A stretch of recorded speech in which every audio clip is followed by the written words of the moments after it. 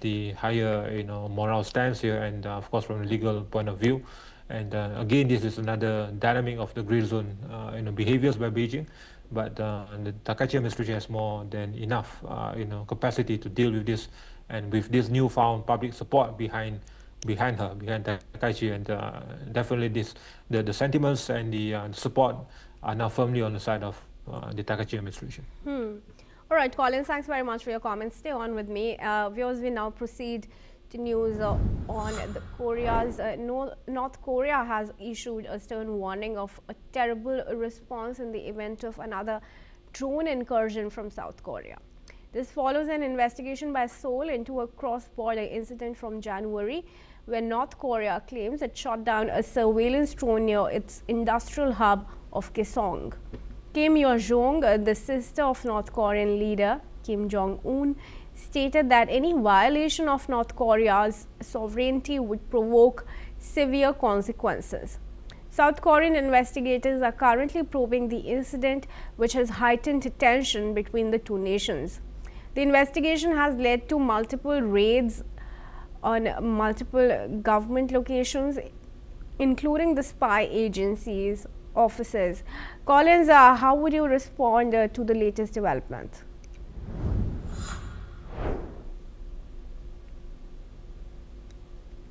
Collins, how would you respond to the latest development here?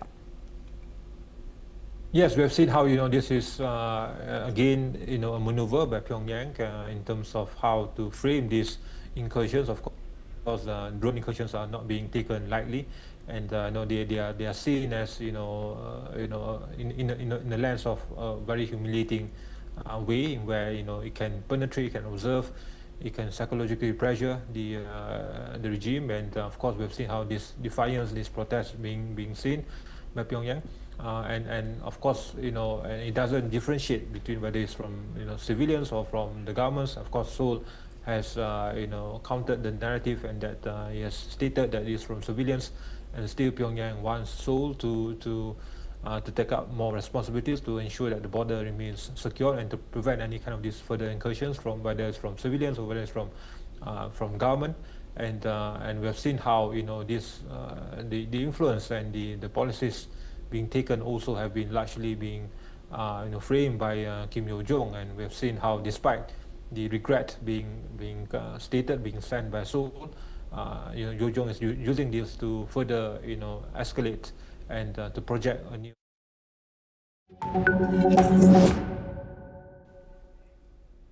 Hello and welcome. I'm Kriti Mehta and you're watching the World Report on NewsX World. We'll start with a check of the top headlines this hour. BNP expresses confidence in forming government after landmark poll. Opposition says won't engage in obstructive politics. World leaders congratulate Tariq Rahman. President Trump warns Iran of a very traumatic outcome without a nuclear deal. He expressed hope for progress in the next month following his White House meeting with Netanyahu. North Korea vows a terrible response to any further drone incursions from the south. Seoul denied official involvement in the January incident, attributing it to civilians. Officials announced the conclusion of the immigration enforcement operation in Minneapolis. A congressional hearing reviewed ICE's presence, while a judge ruled that detainees were denied access to lawyers. Obama says U.S. is less safe after Trump reverses Obama-era ruling that greenhouse gases endanger public health. The White House called the reversal the largest deregulation in American history, saying it would make cars cheaper. U.S. President Donald Trump says Israeli Prime Minister Benjamin Netanyahu should receive a pardon for corruption charges, saying Israeli President Isaac Herzog should be ashamed of himself for not granting one. Russia fully blocks U.S. messenger app WhatsApp, owned by Meta Platforms, for failing to comply with local law, suggesting Russians turn to a state-backed national messenger ahead. NASA set to launch 4 astronauts to the International Space Station, replacing a crew that was evacuated early due to a medical issue. The pre-dawn launch was delayed by 2 days over adverse weather forecasts across the US East Coast.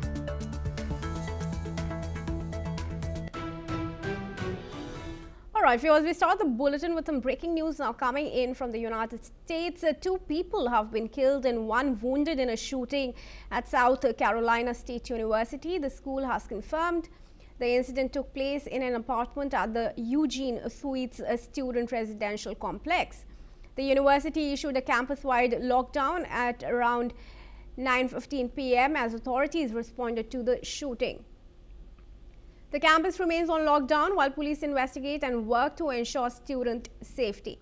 Well, those are the latest updates we are bringing you, but we continue to track more details and come back on it later. And we now move on, viewers. The US and Taiwan have signed a landmark trade deal to reduce tariffs and boost spending. Under the agreement, US tariffs on Taiwanese imports will remain at 15%, while Taiwan will gradually eliminate all lower tariffs on nearly all US goods. Taiwan has committed to significantly increasing its purchases of US goods, including liquefied natural gas, civil aircraft, and power grid equipment from 2025 to 29. The deal also includes an agreement investment pledge, with Taiwan's companies set to invest $250 billion in US industries. Taiwan will also benefit from tariff exemptions on more than 2,000 products exported to the US. Let's first listen in to what Taiwanese President Ching-te had to say. 美国的主要贸易伙伴中，台湾争取到最大幅度的对等关税调降，以及最优惠的232关税，彻底扭转长期以来台湾为和美国签署 FTA 所造成的贸易劣势，也为我们的农业 以及传统产业进军美国市场，带来潜力可观的商机。Joining me now in this discussion is Andrew K.P. Leong. He's an independent China strategist and joins us from Hong Kong. Mr. Leong, thanks very much for joining us here at NewsX World. It's a pleasure to have you. How are you viewing this deal between Taiwan and the US at a time when Trump is also signaling closer ties with China with a due visit likely? Well, this must be looked at from American perspective of Taiwan's usefulness to American interests.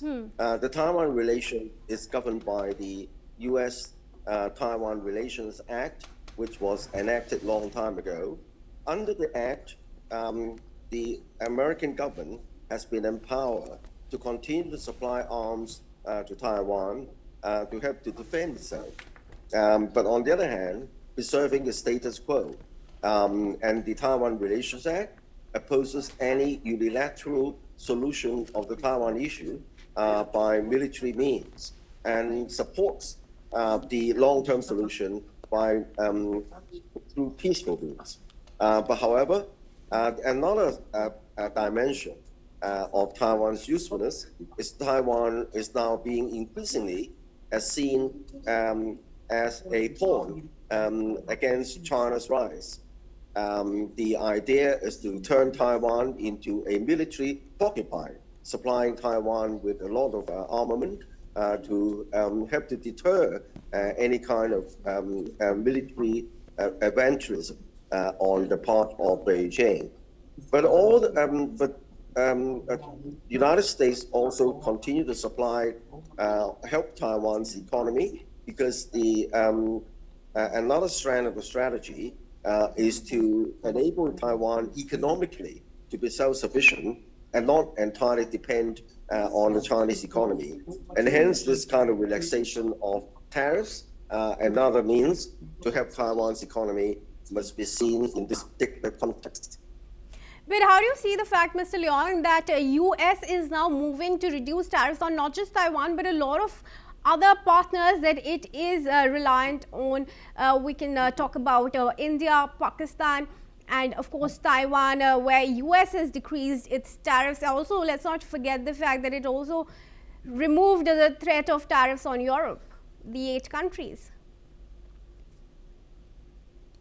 Well, as I said, I mean, the Taiwan's usefulness cannot be seen in isolation. The U.S. strategy, under the national security strategy, for example, the United States is pivoting back to the Western Hemisphere. But on the other hand, on the Asia Pacific, the United States continue to safeguard its military and also economic dominance through offshore balancing.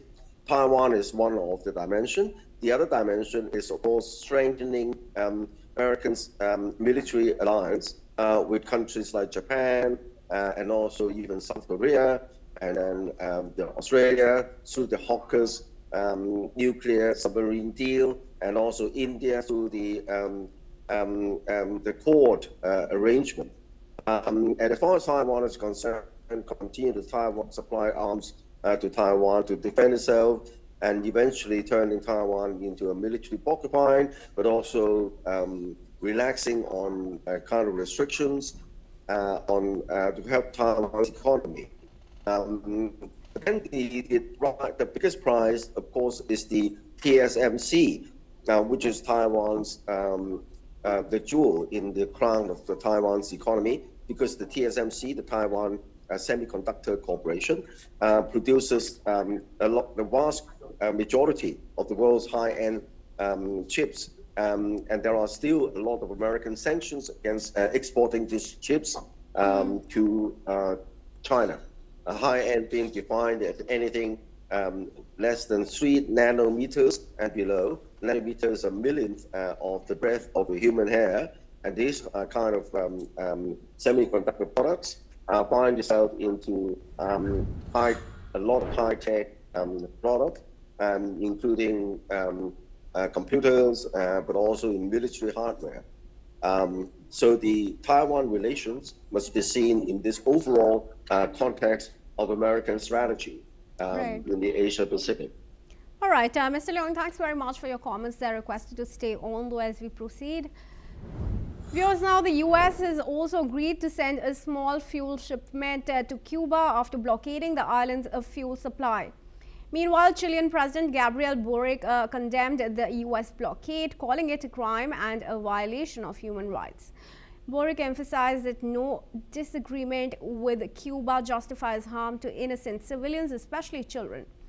In response, Chile, another Latin American neighbor, plans to allocate funds to UNICEF to aid the Cuban people. Boric also urged for the blockade to end in line with the UN General Assembly's repeated calls. All right, Mr. Leong continues to stay with us. He's a China strategist from Hong Kong. Mr. Leong, how do you see this turn of events? Do you see any connection to it to the fact that Mexico was also supplying and had agreed to supply oil to Cuba?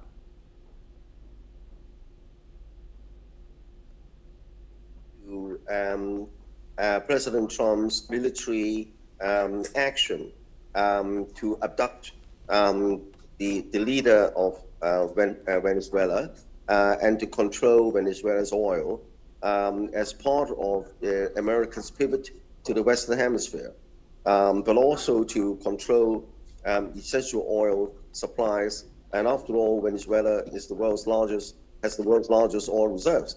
But then the relation to Cuba is that Cuba relies on its energy sustenance from the supply from Venezuela. And now Venezuela is under the sway of the White House. So to kill two birds with one stone, by controlling the oil from Venezuela, and also achieve the purpose of weakening the Cuban economy, because Cuba still remains a thorn on the side of the United States.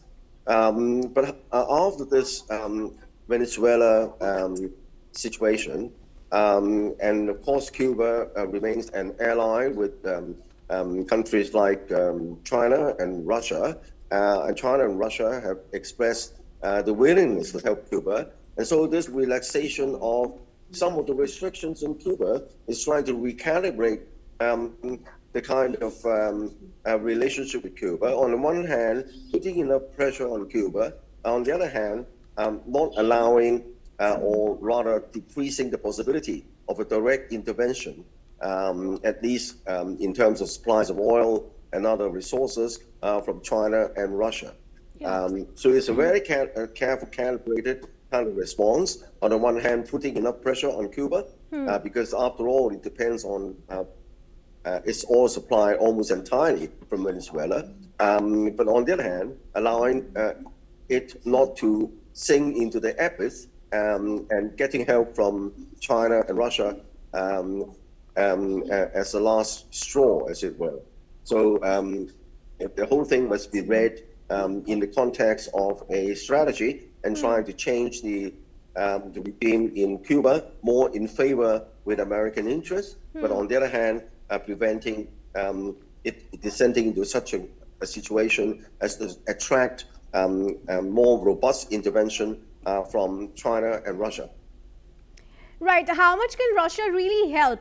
Let's particularly talk about Russia and not China right now, because Kremlin is issuing statements time and again to say it's in talks with Cuba and discussing what help it can offer. Well, Cuba's economy is not doing very well from to start off with, because it's been under U.S. sanctions for a long, long time.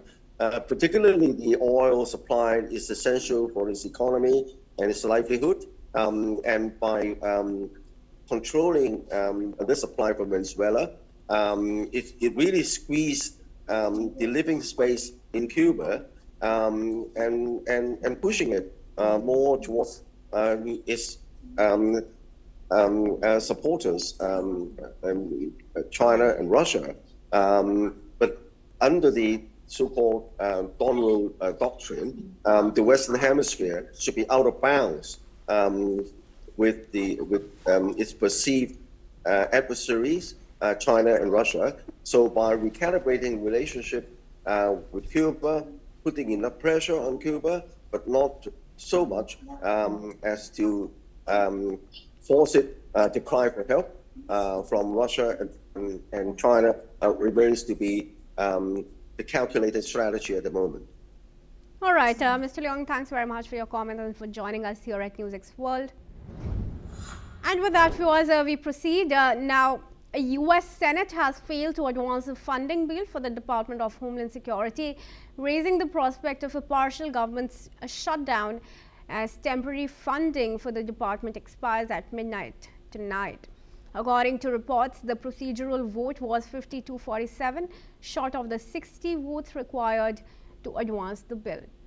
The legislative stall comes as the White House and congressional Democrats have been unable to reach an agreement on immigration enforcement regulations following 2 fatal shootings by federal law enforcement officers in the city of Minneapolis.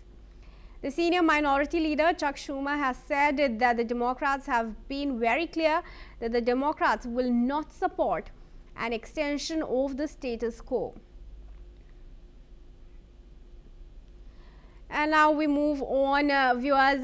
U.S. President Donald Trump has publicly now slammed Israeli President Isaac Herzog, saying Herzog should be ashamed of himself for not granting a pardon to Prime Minister Benjamin Netanyahu, who is on trial for fraud, bribery, and breach of trust. Trump claimed Herzog is withholding the pardon to avoid losing power and urged the Israeli public to shame him.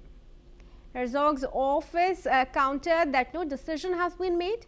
The Justice Ministry is still reviewing Netanyahu's request, and the president can only act after receiving a legal opinion. Herzog stressed that any decision will follow the law and prioritize Israel's national interest, free from external pressure. Trump has campaigned publicly for Netanyahu since June 2025, including letters and speeches, while Herzog has maintained that he can only consider the pardon in line with proper procedures. Legal experts note that since Netanyahu's trial is ongoing, a pardon at this stage may not even be permissible. The trial, lasting nearly 6 years, is expected to continue for several more, with potential appeals. And And let's now track the latest in concern to the Ukraine war. Ukraine's Western allies have pledged nearly $35 billion in military aid for 2026.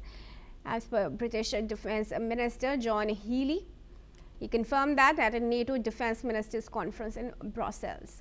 German Defence Minister Boris Pistorius announced that Germany is ready to provide 5 new PAC-3 interceptors for Ukraine's air defence, but only if other allies contribute at least 30 more interceptors.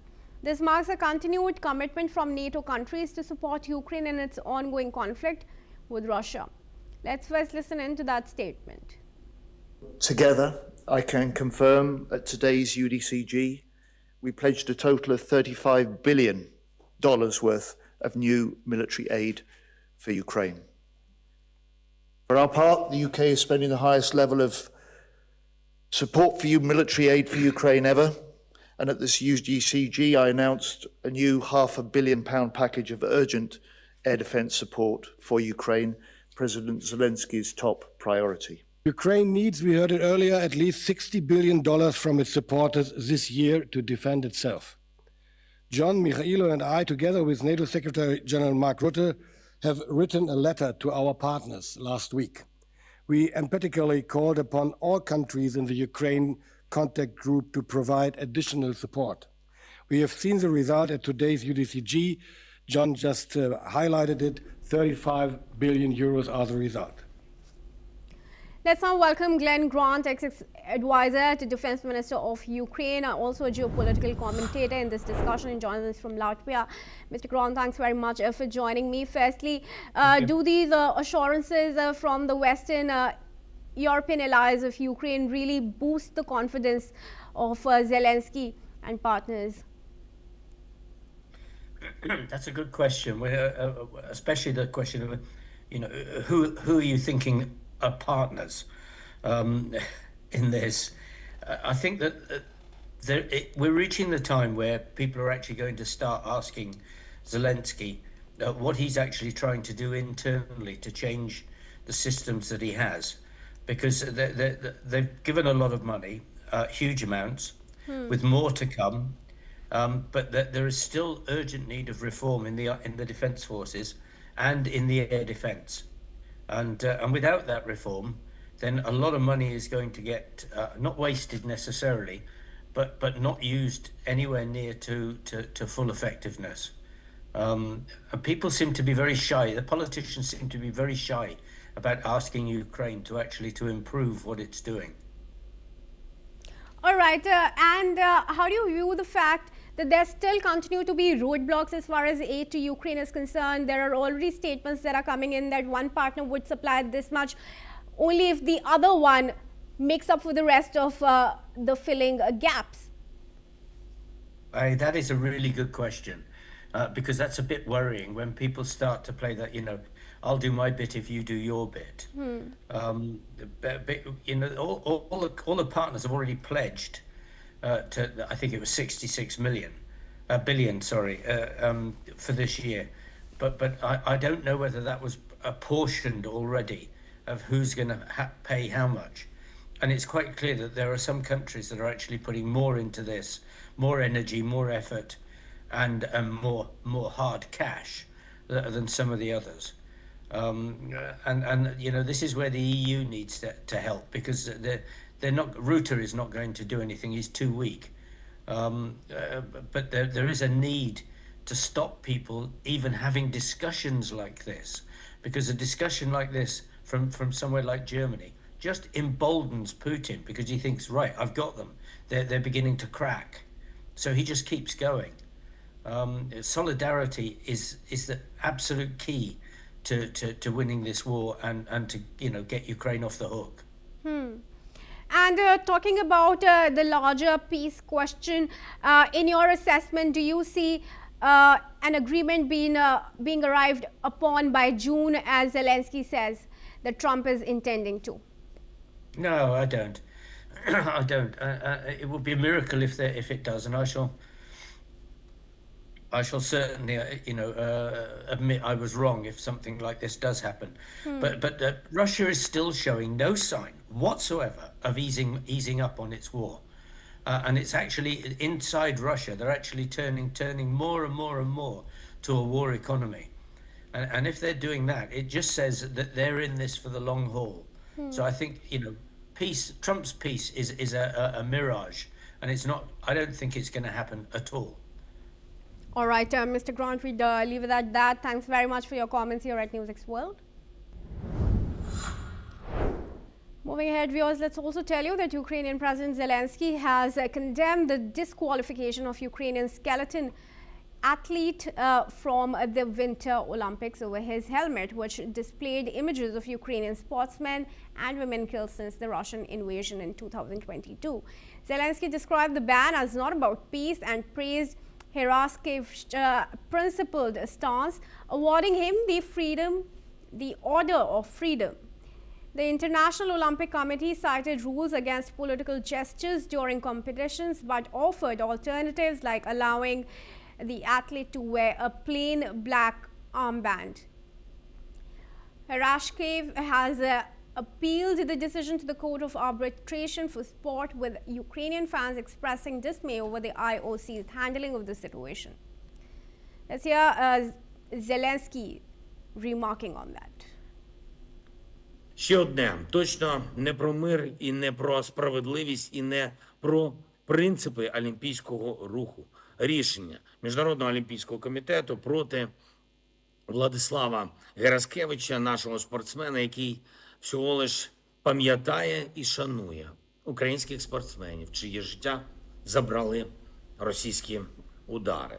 Спорт не повинен бути без пам'яті і поваги. And viewers, with that, it's a wrap on this edition of the World Report on NewsX World. Very thanks for staying tuned.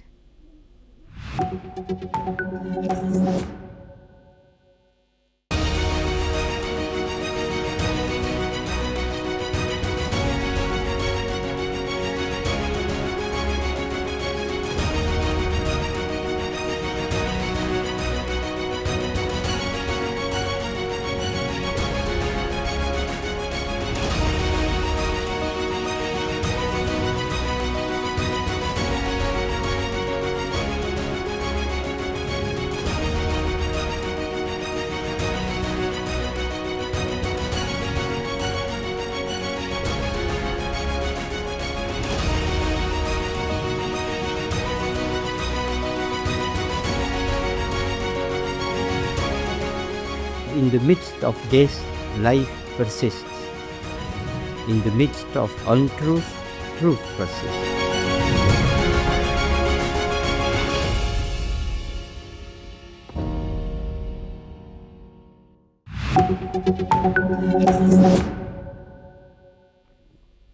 Hello and welcome. I'm Kriti Mehta and you're watching the World Report on NewsX World. Let's start with a check of the top headlines this hour. BNP expresses confidence in forming government after landmark poll. Opposition says won't engage in obstructive politics. World leaders congratulate Tariq Rahman.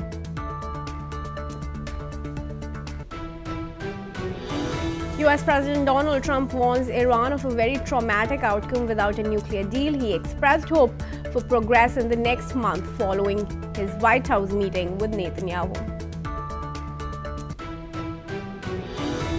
North Korea vows a terrible response to any further drone incursions from the south. Seoul denied official involvement in the January incident, attributing it to civilians. Officials announced the conclusion of the immigration enforcement operation in Minneapolis in US's Minnesota. A congressional hearing reviewed ICE's presence, while a judge ruled that detainees were denied access to lawyers. Obama says US less safe after Trump reverses Obama-era ruling that greenhouse gases endanger public health. The White House called the reversal the largest deregulation in American history, saying it would make cars cheaper. US President Donald Trump says Israeli Prime Minister Benjamin Netanyahu should receive a pardon for corruption charges, saying Israeli President Isaac Herzog should be ashamed of himself for not granting one. Russia fully blocks US messenger app WhatsApp owned by Meta Platforms for failing to comply with local law, suggesting Russians turn to a state-backed national messenger instead. NASA set to launch 4 astronauts to the International Space Station, replacing a crew that was evacuated early due to a medical issue. The pre-dawn launch was delayed by 2 days over adverse weather forecasts across the US East Coast.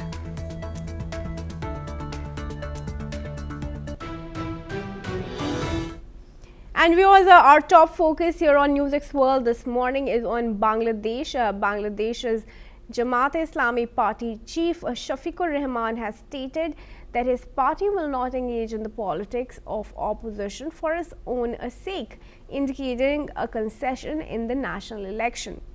As provisional results show, the Bangladesh Nationalist Party and its allies have secured 211 of the 299 seats in the Jatiya Sangsad, with Jamaat winning 70 seats.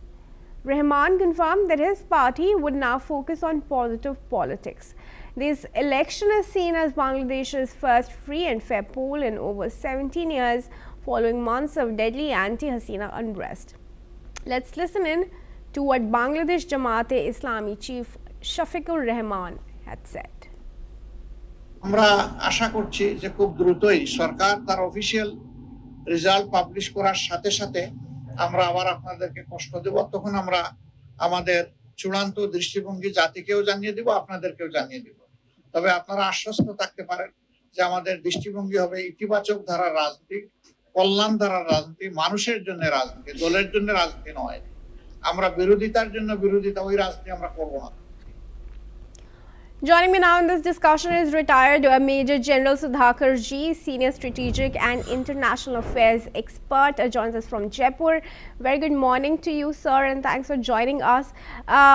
It's a big win, of course, for the BNP, but Awami League is now saying that it will reach out to BNP, and Hasina's son is vowing, Awami League come back. How should we take that? Good morning, Kriti. Thank you for getting me for your show. A very interesting and deep meaning question you have raised. It will be a welcome development because the present election, no matter what the outcome is, my understanding and analysis suggests that it is going to be a very tall order as far as the staying power of BNP is concerned. The Bangladesh today is not what it is to be prior to August 2024. There are all and sundry who have contributed and made Bangladesh to be a new epicenter of global terrorism. You name any person from Hamas, Hezbollah, Al-Qaeda, ISIS, Rohingya alliances, etc., etc. And if he can pull it off, nothing like it. But one should be prepared for these eventualities. Because why am I saying this? If you look at the history, the data sheet or the CV of Rahman, well, I'm not trying to point a finger at the character, but look at the profile of this individual. He was involved in corruption. There are a number of cases against him.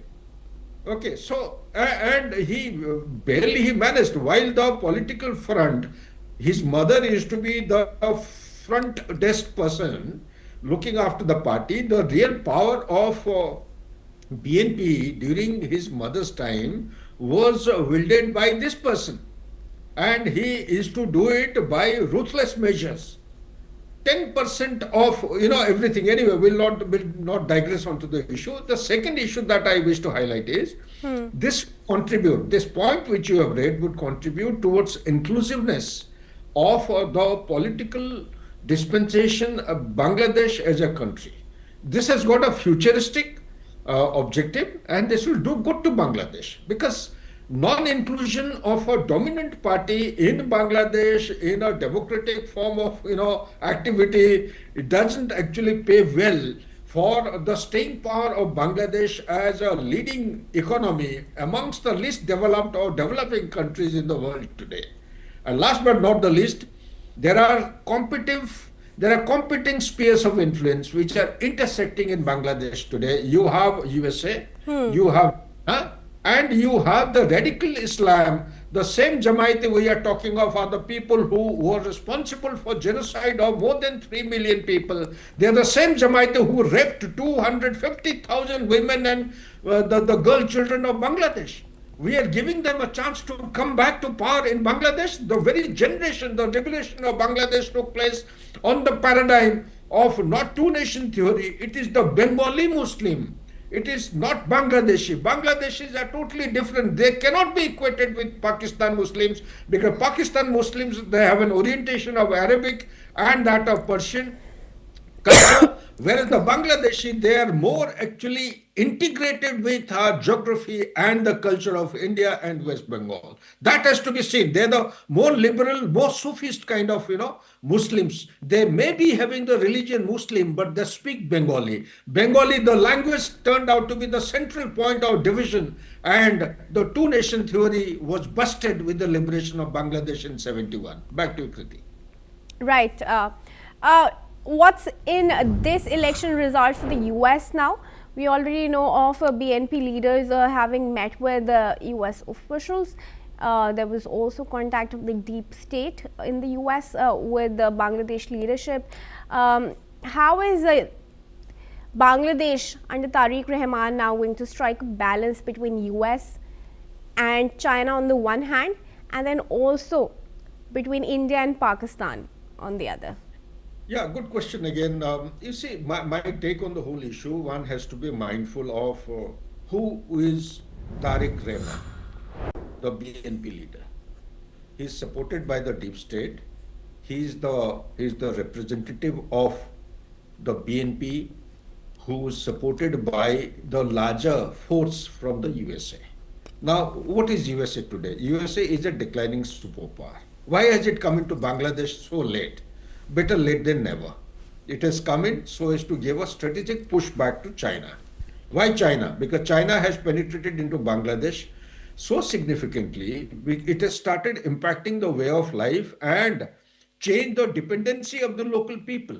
So how are the local people dependent on that? By virtue of having deep pocket and money. Today, the media says 72%. I am saying 83% of military hardware is imported by Bangladesh from China. And if that be the kind of talk about any infrastructure, $38 billion in past 13 years have been committed, out of which 20 billion or more have been already applied. They have got the dams, they have got the bridges, they have got the hydel power stations, they have got the national highway pipeline, they have got railway lines also, communication towers. The stock exchange of Bangladesh has been taken over by the state-owned enterprise of China. So these are the Navy of Bangladesh is undergoing the process of transforming into three-dimensional forces. Not all navies in the world have got this capability. They have got the submarines docking at, there is a place called Pekua, there is Qutubdiya, Chinese submarines. So what more do you expect? They're all around. So therefore, to give a push, and also the latest deal they are going to go in for, 11 times the delegation of Bangladesh has gone to China in past 1.5 years, or more than 11 times. They have struck a deal with China to buy that what is that aircraft I forget? JF-17 Thunder.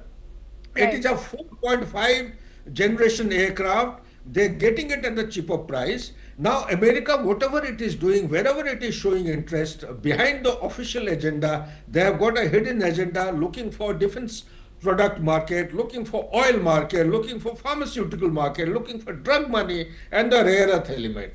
Here is Bangladesh, which is offering, America is coming into South Asia in a big way, because if you read the book called Monsoon, Indian Ocean, the future of American power, it says in one simplistic statement that the 21st century will witness the global commercial basket gravitating towards Indian Ocean. So what is the meaning of Indian Ocean? It is India as the largest country and all its immediate neighborhood all around. So therefore China, America is trying to make a comeback to these particular immediate neighborhood of India.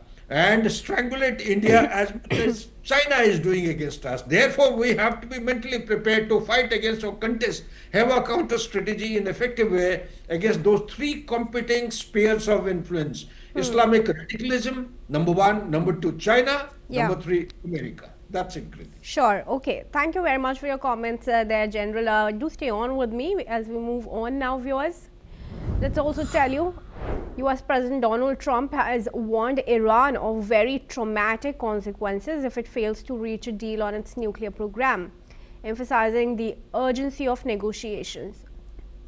Trump expressed hope for a result within the next month and stated, "We have to make a deal or it's going to be very traumatic for Iran." These comments came after his discussions with Netanyahu, the Israeli Prime Minister, where Trump reiterated his strong stance on the issue. Let's hear his statement. Following your meeting with Prime Minister Netanyahu yesterday, has your thinking changed at all as it relates to these negotiations with Iran or the timeline with Iran? We have to make a deal, otherwise it's going to be very traumatic. Very traumatic. I don't want that to happen, but we have to make a deal. They should have made a deal the first time, and they got midnight hammer instead. And this will be very traumatic for Iran if they don't make a deal. Look, if they don't make a deal, then it'll be a different story. But we had a very good meeting yesterday with Bibi Netanyahu, and he understands, but it's ultimately up to. All right, request General Sudhakar to join me back in the discussion here. General Sudhakar, midnight hammer looms, but Trump is clearly prioritizing a deal over a conflict. What's your comment? Donald Trump, this is my perspective, Priti, allow me, because I'm also a student of geopolitics as much as you all are. I'm joining the dots. You see, Midnight Hammer took place almost 8 months back. In past 8 months, America as a superpower or declining power has gone through such tumultuous journey as much as the world has gone through the geopolitical churn. Epstein file is the biggest challenge before the survival of Donald Trump and his dominance as a Republican. They call it what? GOP. Okay. So when you, besides Epstein file, there are a host of issues. There are 25 seats falling vacant in Senate now. Out of 25, I am given to understand there are 9 or 8 of them which belong to Democrat, rest are Republican. Republicans are fearing that, like it has happened in past 1.5 years or a little more than 1 year, the Democrats are making a comeback with thumping majority in 3 or 4 provinces, including 1 or 2 mayors. So they are fearing that it may be a clean sweep for the Democrats. This is the biggest pressure which is playing in the mind of Donald Trump. The second point which is playing in the mind of Donald Trump is that the tariff issue is hanging fire in the Supreme Court. They are supposed to have given judgment in December. It didn't happen. January, it didn't happen. February. Now we are expecting the judgment to be given on 20th of February because Supreme Court is more than convinced. My internal analysis, personal analysis, I would say, suggests that Supreme Court is going come down very heavily against Donald Trump. Okay. Either through silent kind of strictures being issued to him, and his executive powers are going to be curtailed. There are some major steps going to be taken by Supreme Court if USA has to continue to sustain itself as a declining superpower. If it doesn't, then they are actually throwing everything to fire. Whole USA is going to be on fire. There are a host of issues. So therefore, the domestic activities or turbulence which is troubling Donald Trump will always prohibit. This is one angle. Secondly, if you allow me, what is happening in Middle East? We need to understand there are, officially the American authorities have said there are 19 bases. I am saying there are 31 bases, including small, big, this thing in Middle East. Now, out of all these bases, all bases do not have the Iron Dome. All of them have been registered as targets. In military parlance, we call it as registration of targets by Iran. Now, what kind of warheads is it going to use? It has got some kind of, this is a country which has got a largest inventory of drones, next to China, I would say. And the drones have got the loiter ammunition capability. They have the terminal guidance. They can do surveillance. They can do intelligence gathering, etc., etc. They have high altitude endurance drones. They have long range. And what I'm trying to say is that means and methods or the projectiles which Iran has, full of the fact that way back when the Damascus mission, the diplomatic mission of Iran was hit by Israel way back sometime in April last year, they had retaliated for the first time. It is the first direct confrontation that took place between Iran and Israel. The missiles of Iran, they managed to penetrate through the Iron Dome. Why? Iron Dome is actually cut out. It is, the architecture is so designed that it is meant for short-range rockets, oblique missiles up to 70 kilometers. Beyond 70 kilometers, it cannot pick up. The radar system cannot pick up, detect, or intercept any of the missiles, oncoming missiles. Iran, as on today, has got long-range missiles. It has got hypersonic missiles. It has been provided with a large number of quantum of S-300 and 400 air defense missiles by Russia.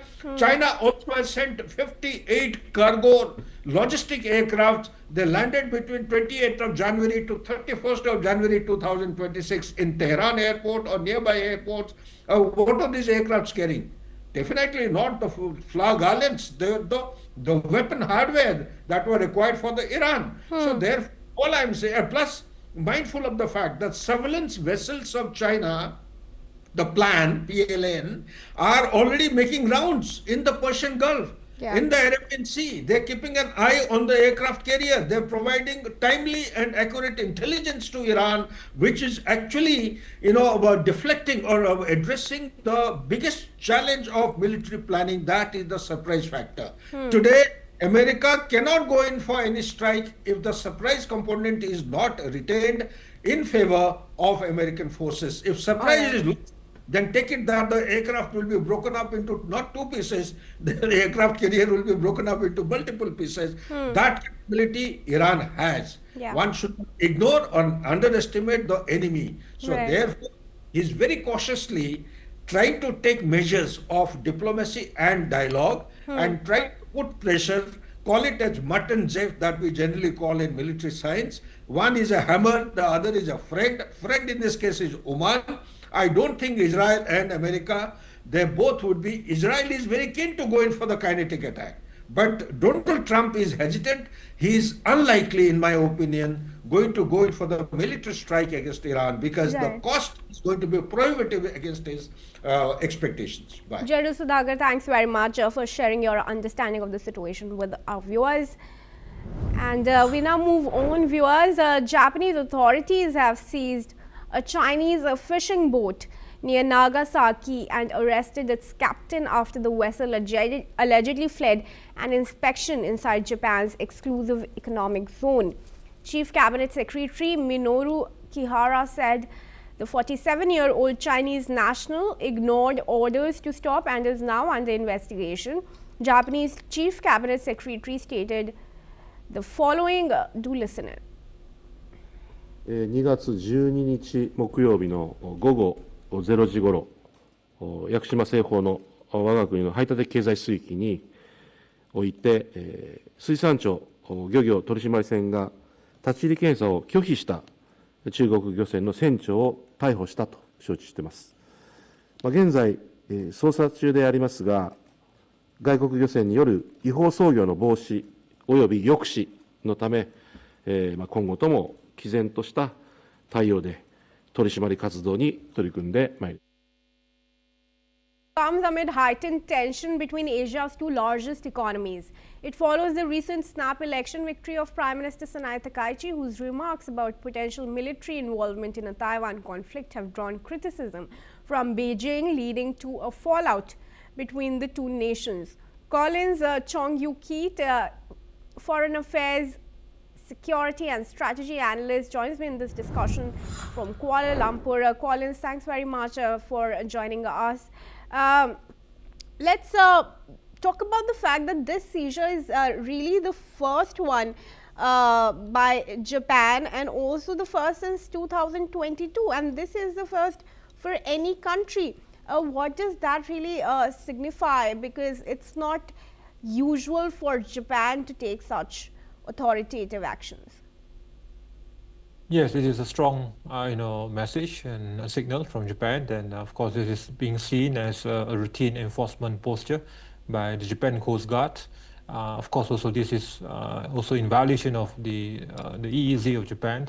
And Nagasaki is, strategic in terms of the location, proximity to the East China Sea, as well as, in the contested waters of the Senkaku Islands. And this is also a narrative that Japan, under the Takaichi administration, Japan is firm in its deterrent, efforts to ensure that the overall sovereignty and territorial integrity capacity of Japan are, being defended and being enforced. And this is a hardened maritime enforcement.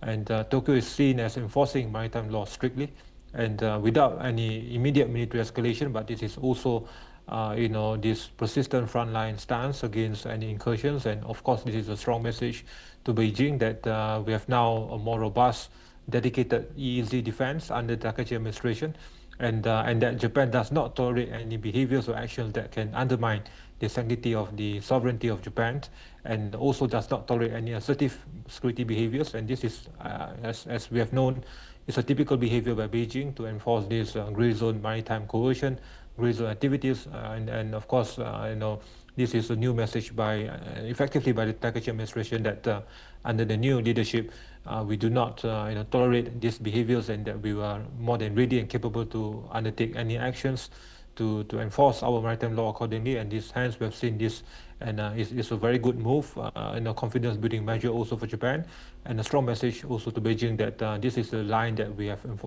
have set, and we are more than ready now to enforce. Yeah, and with the resounding victory of Takaichi in the recent snap polls, of course, it's evident of the fact that the people of Japan are in favor of her policies. Do you think this will strengthen her stance against China? Yes, definitely. We have seen how this is directly from the straight from the resounding landslide victory of Takaichi, and already we have seen practical effects being taken in terms of these realistic threat settings. This is definitely a morale booster for the Takaichi administration, and Japanese people and public can now see that the administration means business, and that the administration also is willing to enforce rules and to send a clear message that there's no tolerance on this kind of behaviors, and that Tokyo is more than ready and capable now enough to ensure that there's effective enforcement, and that of course Tokyo is also ready to protect its own sovereignty and to stand up to its right in contested areas, especially around the Senkaku Islands. And this is also a show of force by the Japan Coast Guard, and of course also a public messaging to domestic audience as well, that this is again from the framework of law enforcement. But I don't see any kind of tit-for-tat escalations. China might frame this as yet another provocation by Japan and is trying to pin the blame on Takaichi. But Japan has the higher moral stance here, and of course from a legal point of view. And again, this is another dynamic of the gray zone behaviors by Beijing.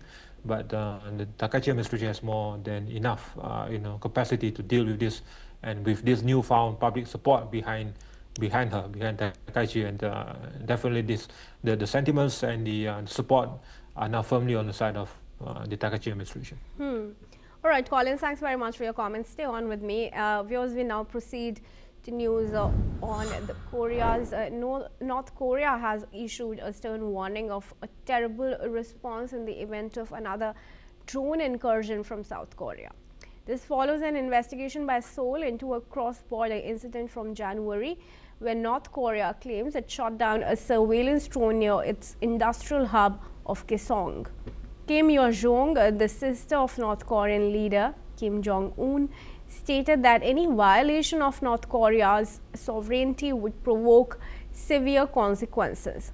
South Korean investigators are currently probing the incident, which has heightened tension between the two nations. The investigation has led to multiple raids on multiple government locations, including the spy agencies' offices. Collins, how would you respond to the latest development?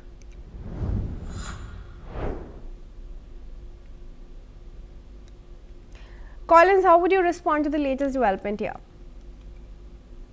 Yes, we have seen how this is again a maneuver by Pyongyang in terms of how to frame these incursions. Of course, drone incursions are not being taken lightly, and they are seen as in the lens of a very humiliating way, where it can penetrate, it can observe, it can psychologically pressure the regime, and of course we've seen how this defiance, this protest being seen by Pyongyang. And of course, it doesn't differentiate between whether it's from civilians or from the governments. Of course, Seoul has countered the narrative, and that he has stated that it's from civilians, and still Pyongyang wants Seoul to take up more responsibilities to ensure that the border remains secure and to prevent any kind of these further incursions from whether it's from civilians or whether it's from government. And we have seen how this the influence and the policies being taken also have been largely being framed by Kim Yo-jong, and we have seen how, despite the regret being stated, being sent by Seoul, Yo-jong is using this to further escalate and to project a new tough stance on the part of Pyongyang, and hence we have seen how Yo-jong is also being at the front line now. But more importantly, it is also part of the efforts also to boost domestic sentiments, and of course the anti-South sentiments also in the run-up towards the Congress of the Workers' Party later on this month. The timing of the Congress this month also is playing a role here, but of course drones are seen as an irritating and humiliating kind of tool and maneuver, and hence we have seen how the response by Pyongyang has been this assertive. Collins, thanks then very much for joining me in this discussion. And viewers, we now move on to some news from the US. The FBI has said that it was increasing the reward for information leading to the location of Nancy Guthrie, the mother of TV news anchor Savannah Guthrie, to $100,000 from $50,000. FBI has released new identifying details about the suspect in the kidnapping of Nancy Guthrie have been confirmed after a forensic analysis of the doorbell camera footage by the FBI's Operational Technology Division. FBI has stated that the suspect is described as a male, approximately 5'9" to 5'10" tall, with an average build, and in the video he is wearing a black 25-liter Ozark Trail Hiker pack.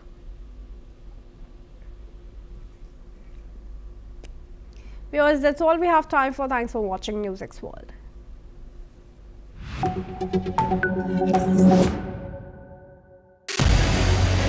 What we can do as the Interparliamentary Union to strengthen democracy, to promote human rights, to ensure that humanitarian law is respected. UN Security Council needs a makeover, a comprehensive reform, and India deserves a position there, a role there.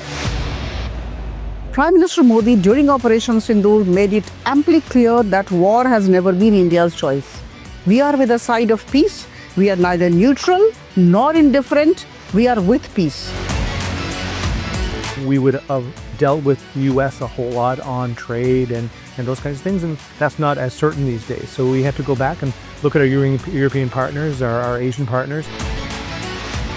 An opportunity to exchange, to have a dialogue, to have a debate on a different perspective on finding the solution of the conflict. First thing that is important to have a common ground, and that we do have with humanitarian laws and human rights, but also to say, okay, what does it mean for us as a country to act on these laws, and how can we work together?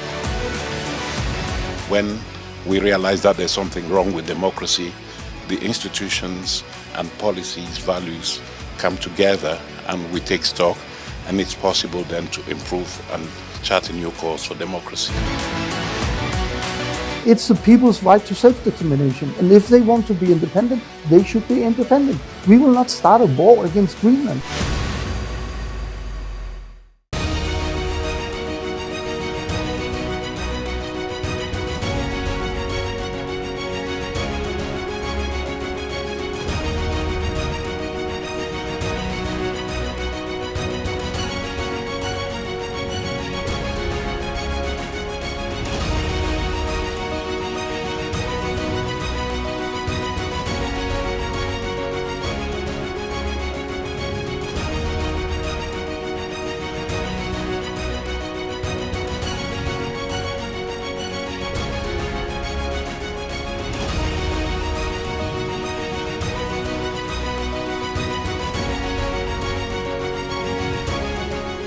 in the midst of this, life persists.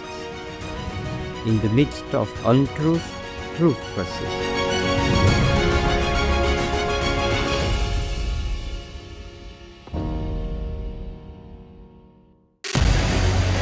What we can do as the Interparliamentary Union to strengthen democracy, to promote human rights, to ensure that humanitarian law is respected.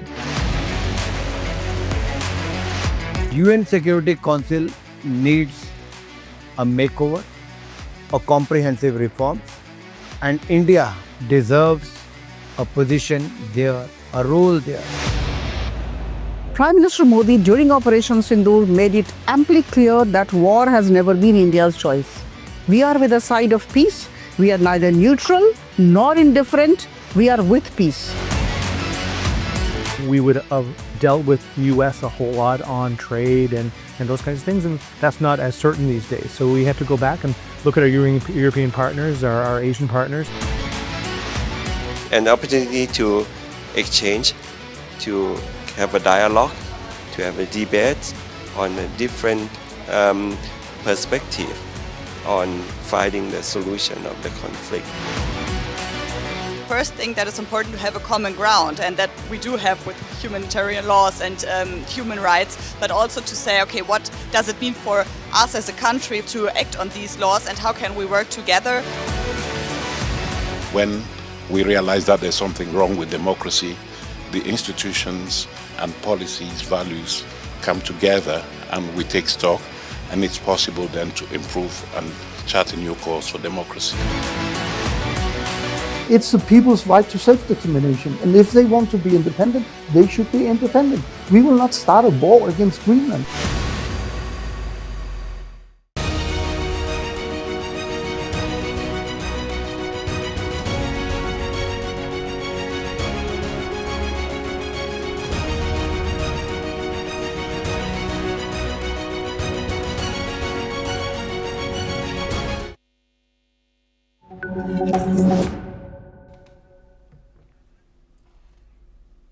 Hello and welcome. I'm Kriti Mehta and you're watching the World Report on NewsX World. Let's take a look at some of the top headlines this hour. BNP expresses confidence in forming government after landmark poll. Opposition says won't engage in obstructive politics. World leaders congratulate Tariq Rahman. President Trump warns Iran of a very traumatic outcome without a nuclear deal. He expressed hope for progress in the next month following his White House meeting with Netanyahu. North Korea vows a terrible response to any further drone incursions from the south. Seoul denied official involvement in the January incident, attributing it to civilians. Officials announced the conclusion of the immigration enforcement operation in Minneapolis. A congressional hearing reviewed ICE's presence while a judge ruled that detainees were denied access to lawyers. Obama says US is less safe after Trump reverses Obama-era ruling that greenhouse gases endanger public health. The White House called the reversal the largest deregulation in American history, saying it would make cars cheaper. US President Donald Trump says Israeli Prime Minister Benjamin Netanyahu should receive a pardon for corruption charges, saying Israeli President Isaac Herzog should be ashamed of himself for not granting one. Russia fully blocks a US messenger app, WhatsApp, owned by Meta Platforms, for failing to comply with local law, suggesting Russians turn to a state-backed national messenger, Max, instead. NASA set to launch 4 astronauts to the International Space Station, replacing a crew that was evacuated early due to a medical issue. The pre-dawn launch was delayed by 2 days over adverse weather forecasts across the US East Coast. Alright, viewers, on to now the top of focus. Malaysia and China have both congratulated Bangladesh on the successful conduct of its election. Malaysian Prime Minister Anwar Ibrahim extended his congratulations to Tariq Rahman and the Bangladesh Nationalist Party for their victory, praising the Bangladeshi people for their democratic decision. He also expressed eagerness to strengthen bilateral ties with the new leadership.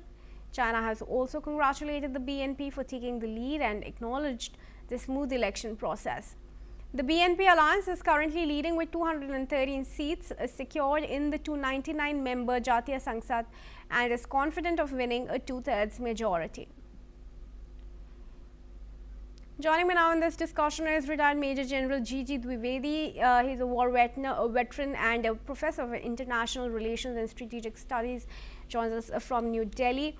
General Dwivedi, thanks very much. It's a pleasure to have you on NewsX World. Thank you. Thank you, Kriti. Thank you very much. General, what's your first assessment of BNP sweeping the polls, getting a two-thirds majority along with its allies and making all those slew of promises? The challenges ahead for Tariq Rahman are aplenty, from economy to security. How do you think this leader who had been in exile for 17 years and faces cases of corruption is going to tackle that challenge?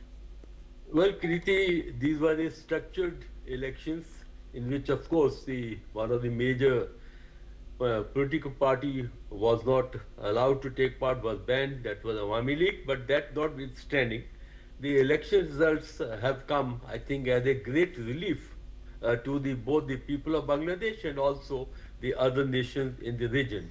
It was expected that BNP had a minor or a very narrow lead over the Jamaati Islamic Party, but this kind of a thumping victory was not really expected. So obviously Jamaatis are actually quite sullen, and I think the people of Bangladesh has voted for the democratic forces. They want the democratic system to be back, whereas Jamaatis had been advocating more of the Islamist laws and Islamic way of governance. So to that extent, I think the results are very positive, encouraging, and naturally people of Bangladesh deserve to be congratulated on their very fine judgment. And now how exactly Tariq Rahman is going to govern, because winning election is one, Kriti, but running the country is a challenge. That's where the challenge starts. Yeah. And Tariq Rahman doesn't have any political background, and you rightly said that he went into exile because of the very corruption charges, and I was reading that his academic qualifications are barely grade 12. So I think this is going to be a major challenge, and only way he can mitigate the challenge is to pick up a very accomplished and people who part of his team who exactly know the nuances of running a country, both politically, economically, and also the strategic dimension, because foreign policy is also very important today, because how the nations actually deal with other nations, especially in the era when there's so much of uncertainty.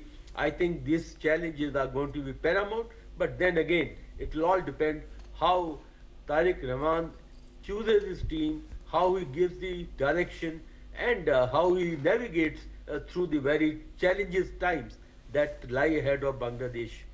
Kriti. Right, General, now let's also talk about the fact that Jamaat has also got a significant number of seats, about 70. How do you think the Islamist opposition now shaping Bangladesh's polity? Well, Kriti, while they have got 70 seats, this is a big, I think, numbers compared to their previous performance.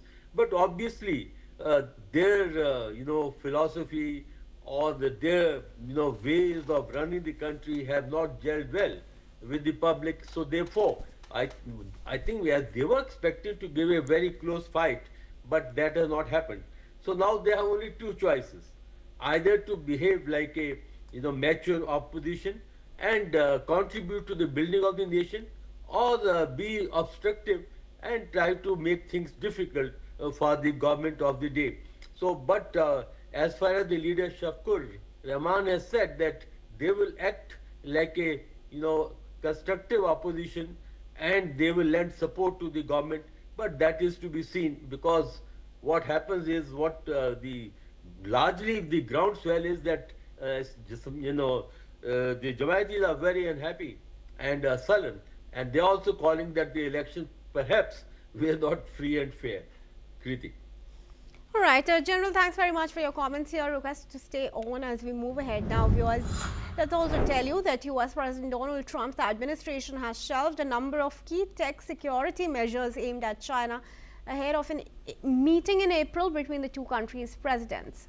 The measures include a ban on China's telecoms US operations and restrictions on sales of Chinese equipment for US data centers. The US has also put on hold a proposed bans on domestic sales of routers made by TP-Link and the US internet business of China Unicom and China Mobile, along with another measure that would bar sales of Chinese electric trucks and buses in the US.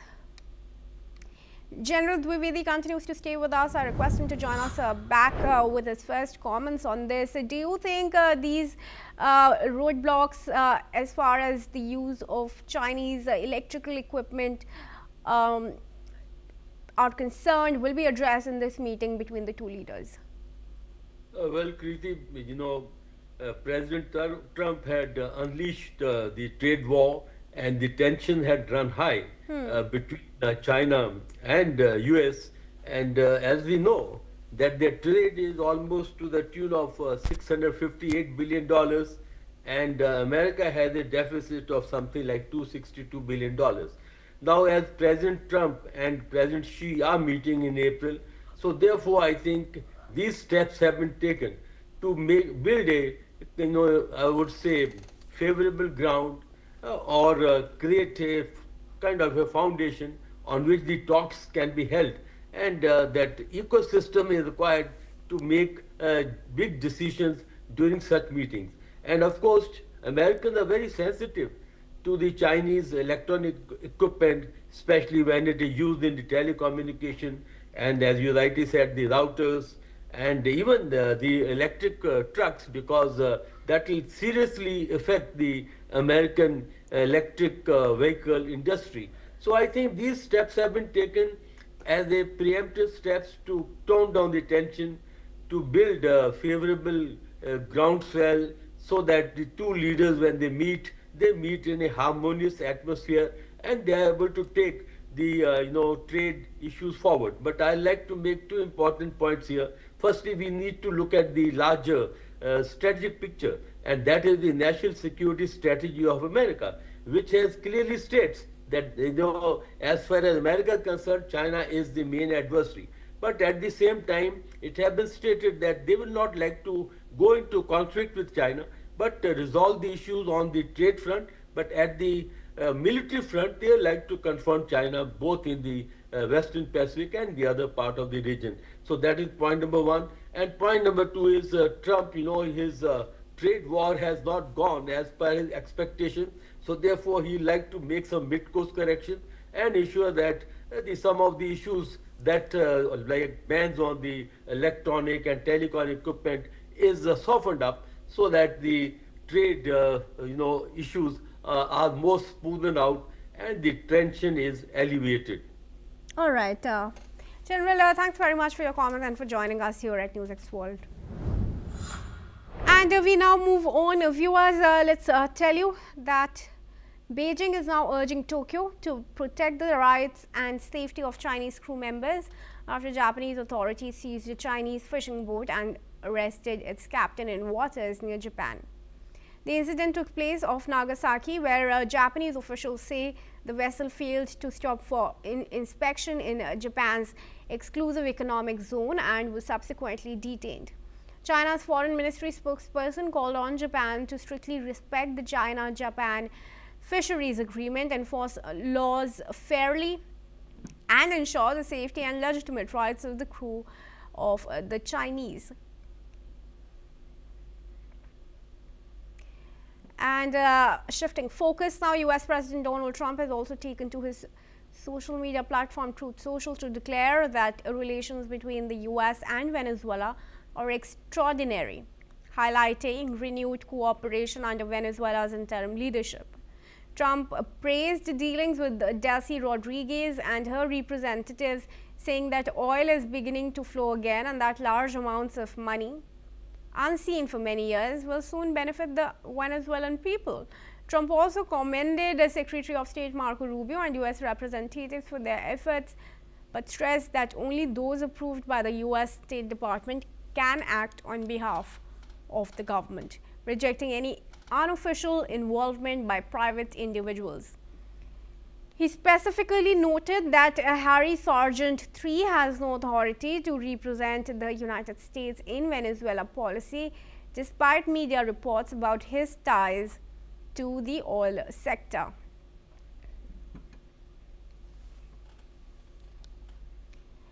And moving on to cover some news in connection to the Epstein files, Goldman Sachs top lawyer Katie Rumler has announced her resignation following revelations about her connections to the late financier and sex offender Jeffrey Epstein. Investigative files released by the U.S. Department of Justice show that Rumler received gifts from Epstein and offered him reputation management advice. Goldman Sachs CEO David Solomon confirmed her resignation and praised her work. Rumler, who served as a White House counsel under President Obama, said the media attention had become a distraction. She will step down at the end of June. All right, joining me now in this discussion is Keith Vaz. He's former British minister, joins us from Goa in India. Mr. Vaz, it's good to see you here at NewsX World. Another resignation coming in the aftermath of the Epstein files that have now become public. Goldman Sachs top employee Rumler has offered a resignation, but Lutnick, Trump's Commerce Secretary, is also under intense pressure. Let's first talk about the consequences of the files in the United States. Then we can also discuss the latest in the UK.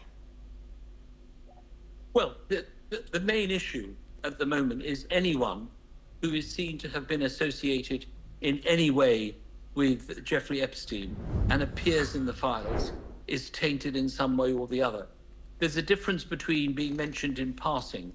There's a lot of emails that talk about people like Emmanuel Macron, what he's doing, who the governor of the Bank of England is, all that kind of stuff.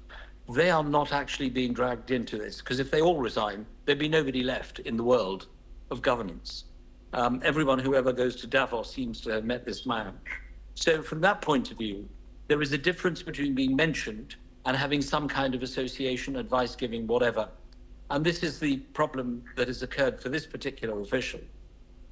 Because she was involved in some way, we don't know how, and we have to be careful what we say, she felt it was necessary to resign. But what it's doing, Kirti, is building up a momentum to when the final files are released and the name of Donald Trump will come up for sure. It's already in the files, and therefore he's not going anywhere, as we know. So we're still awaiting, but it's a build-up of steam that eventually will allow the dam to burst. But that is to come, I think. All right. Now, some questions were also raised to Katie where she refused to answer. The questions were whether this was related to, sex trafficking or about the involvement of underage people.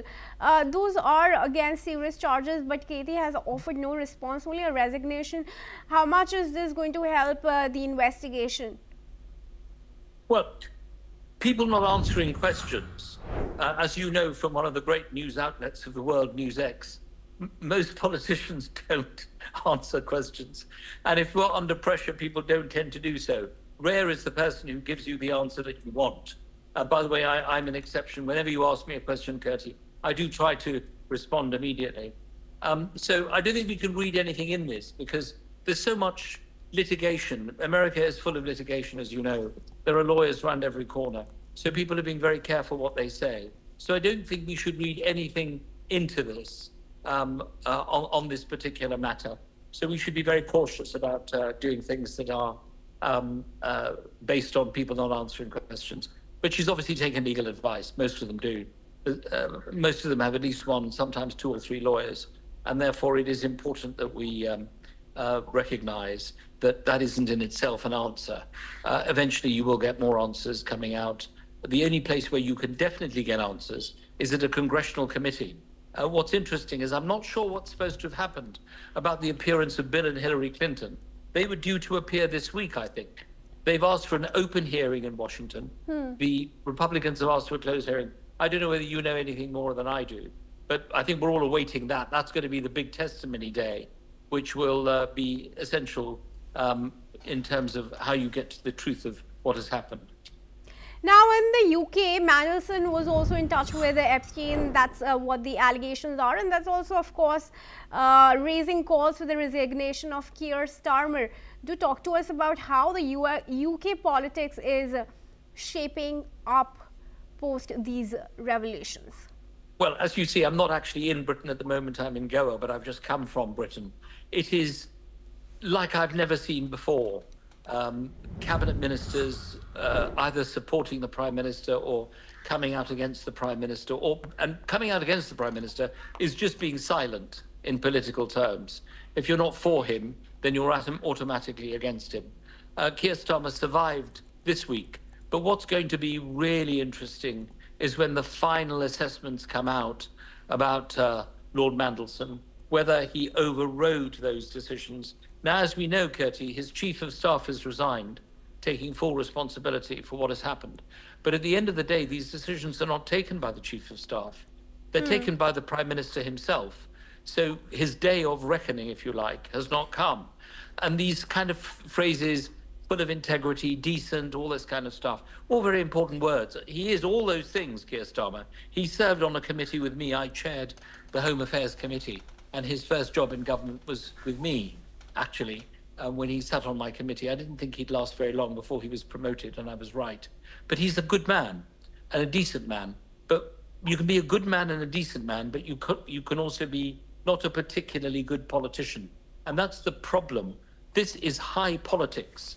This is the kind of stuff we saw at the time of Boris Johnson's resignation, the election of Liz Truss, then Rishi Sunak. This kind of chaos seems to be occurring on a regular basis. I'm not sure why it is. Maybe the only person who could ever be Prime Minister of this country is Mother Teresa, someone who has been in holy orders, who's not spoken to anyone for years, because somewhere along the line you're going to speak to somebody who's going to get into trouble, and you're going to have to give an answer to that. That's the problem we have. That is the nature of politics, I'm afraid. The only person who seems to defy the odds is Donald Trump. He's different. An American president is different from a British Prime Minister. An American president is very difficult to get rid of an American president. It's also very difficult to get rid of a sitting Labour Prime Minister. But as we've seen, the plates Have you can heard move. of Shabana Mahmood? She is now under intense spotlight after these calls for Starmer's resignation. Would you want to talk about her credentials? To be what? Prime Minister? That's what the reports are suggesting. Well, I think anyone who holds any of the big offices of state is eligible to be Prime Minister. Anyone. The Foreign Secretary, the Home Secretary, the Chancellor, and the Prime Minister, Deputy Prime Minister. I know Shabana. I think she is an extraordinarily able person. However, I don't think that at this moment in time, and by the way, there is no vacancy, but if Keir Starmer decides to resign, I think the Labour Party will look for someone who's got a lot of experience. And I have a feeling that's probably going to be either Ed Miliband or possibly Yvette Cooper, the Foreign Secretary, or Hilary Benn. They're going to look for someone with a lot of experience to do this job. Because if you believe the opinion polls, then Labour is going to lose the next election. So what they will be looking for is not necessarily a Starmer Mark II. Remember, Keir has not been in Parliament for that long. He's very able, very good at his job, but he's only been in politics for a very short time, whereas someone like Ed Miliband has been in there for years and years and has been to many crises. I wasn't someone who supported Ed Miliband when he ran for leader. I supported his brother David Miliband. I think there are a whole lot of people, but there is no vacancy. Until he says, I am resigning, this can carry on and on and on and on. And Keir Starmer is not going anywhere. You do not go into Parliament, fight an election, become the leader of the party, then become Prime Minister to give it up in 30 seconds. Those who think he's going to go tomorrow, you have to remove them dragging and screaming, Kirsty. All right. They No, give it we'll up. watch out for that if that does happen. 30 seconds or more. Thanks very much, Mr. Walls, for joining us. And viewers, we now proceed.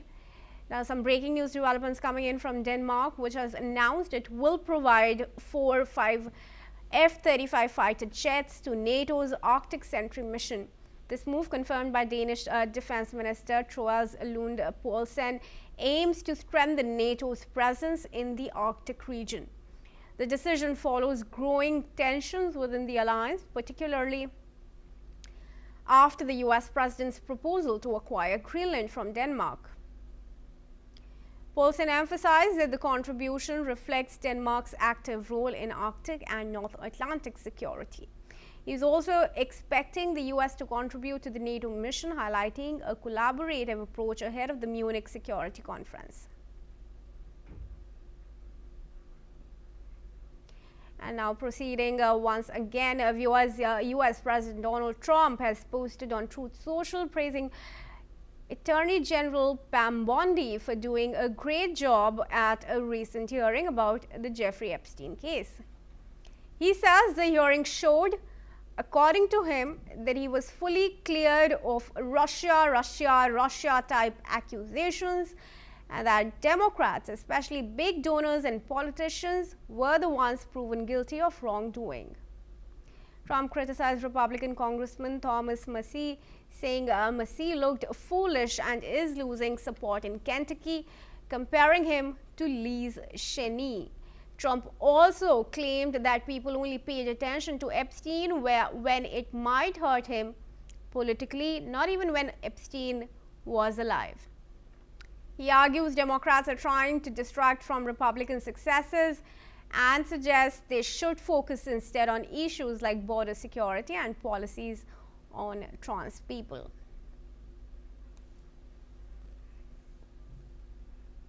Viewers, that's all we have time for. Keep watching NewsX World for more news and updates from around the world.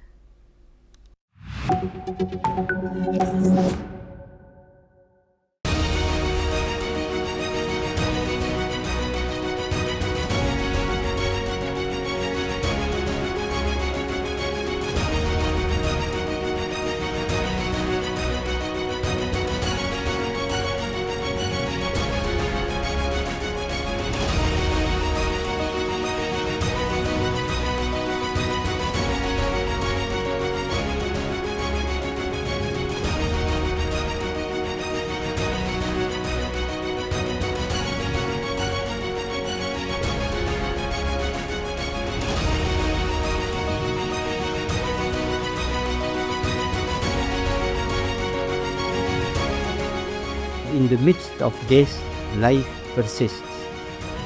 In the midst of untruth, truth persists.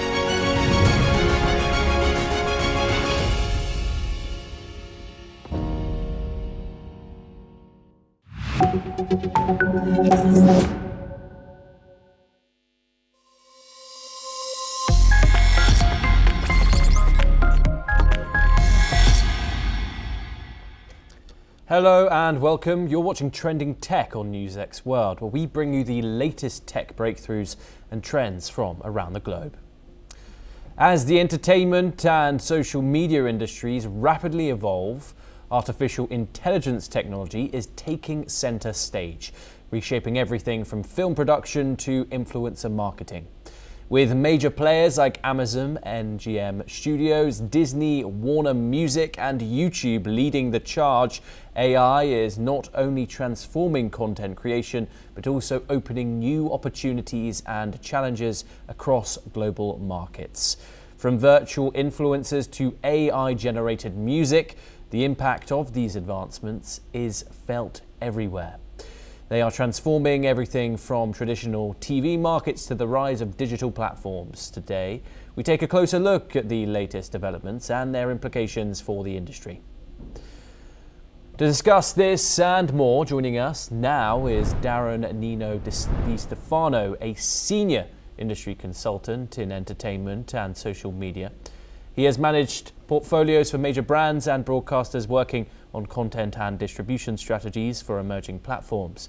Thank you very much for joining us, Darren. It's a pleasure to talk to you. Thanks for having me.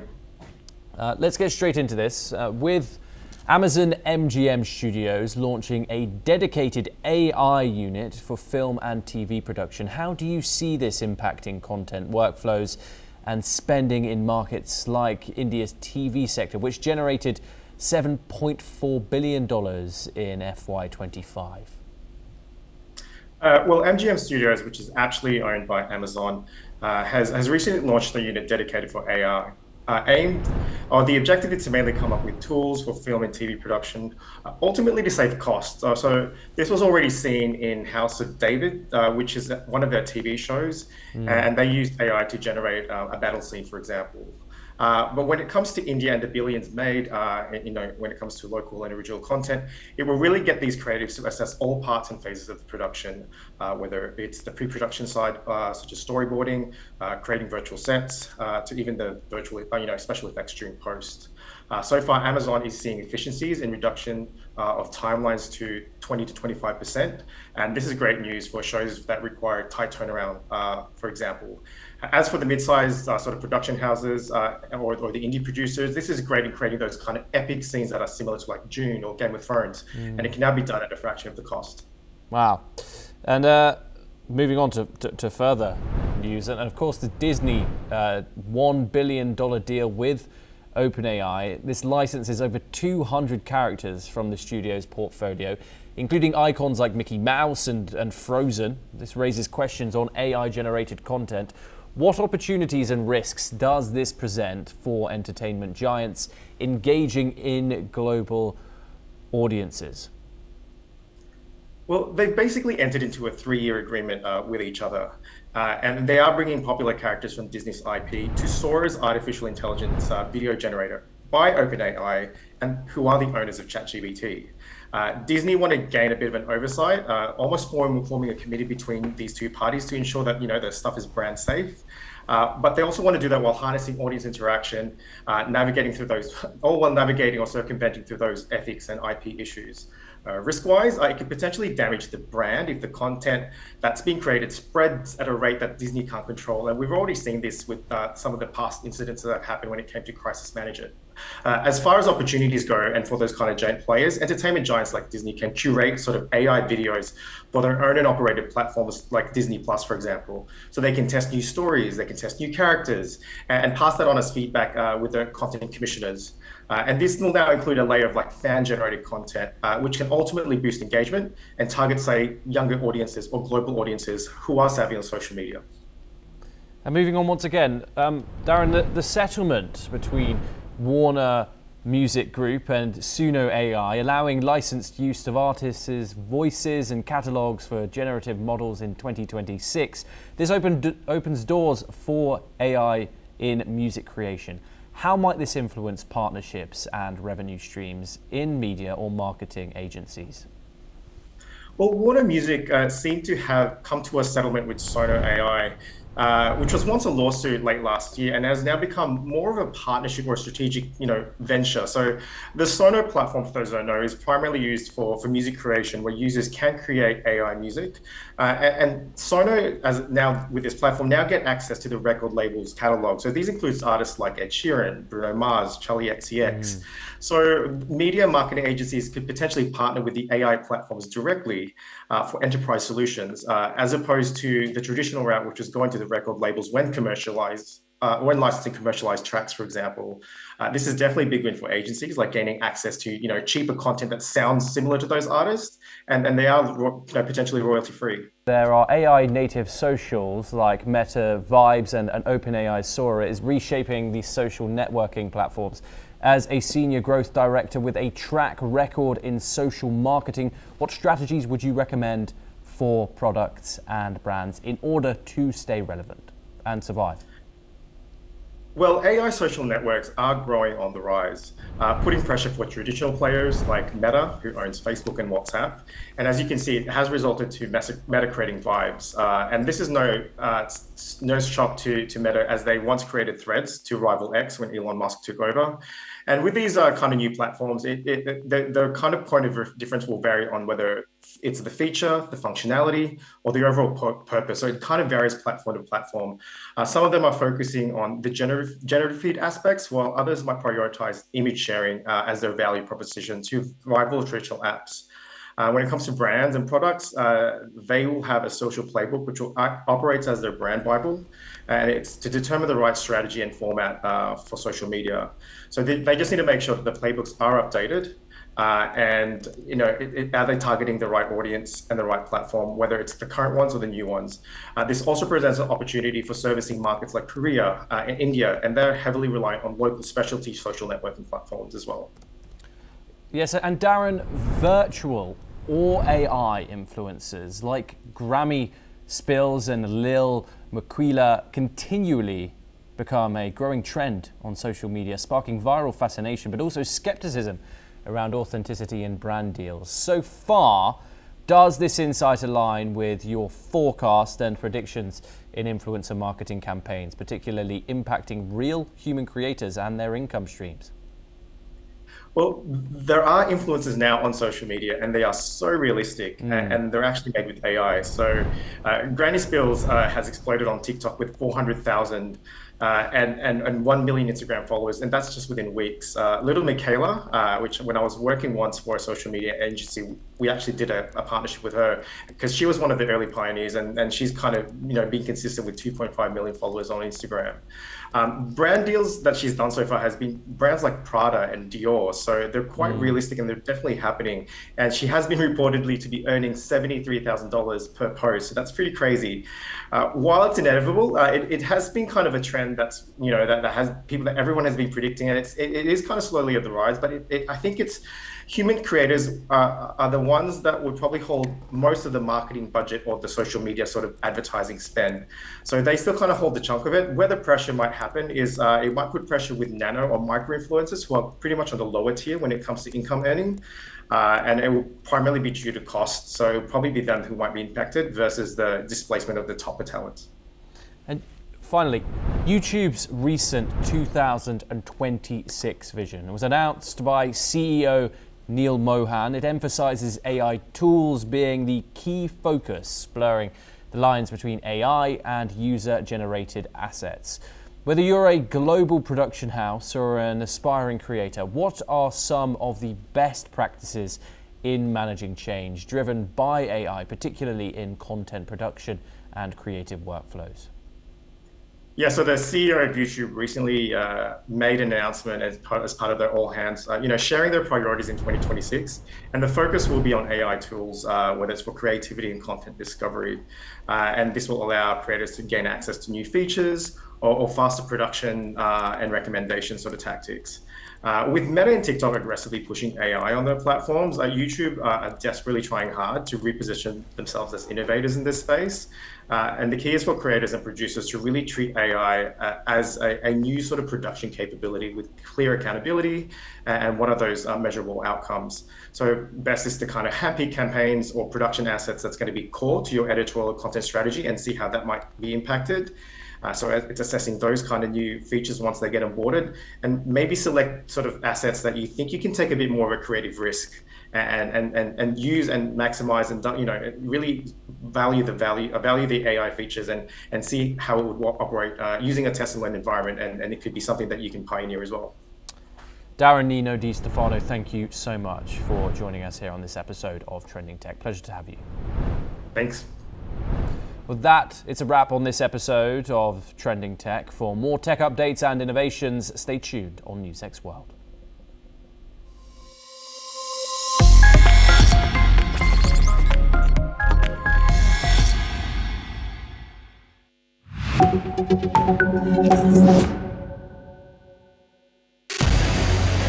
What we can do as the Interparliamentary Union to strengthen democracy, to promote human rights, to ensure that humanitarian law is respected.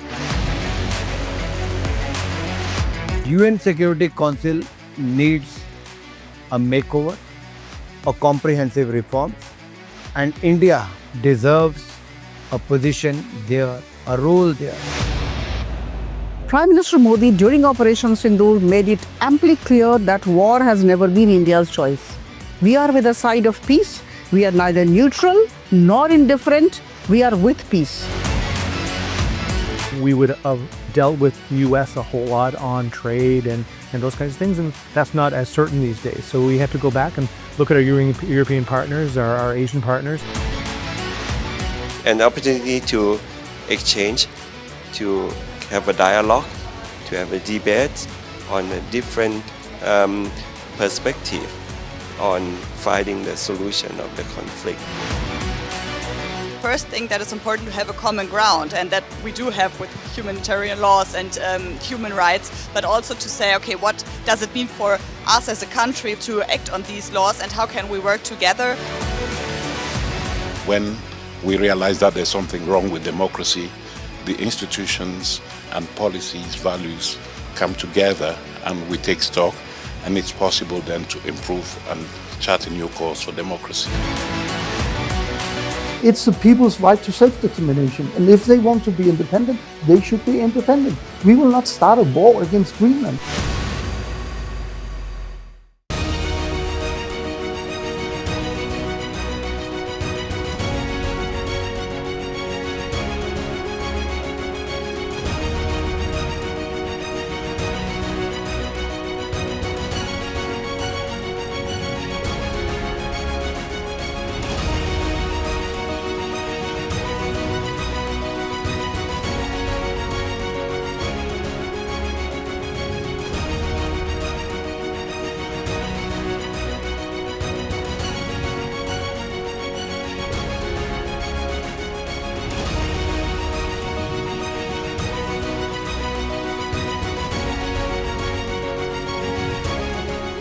In the midst of death, life persists.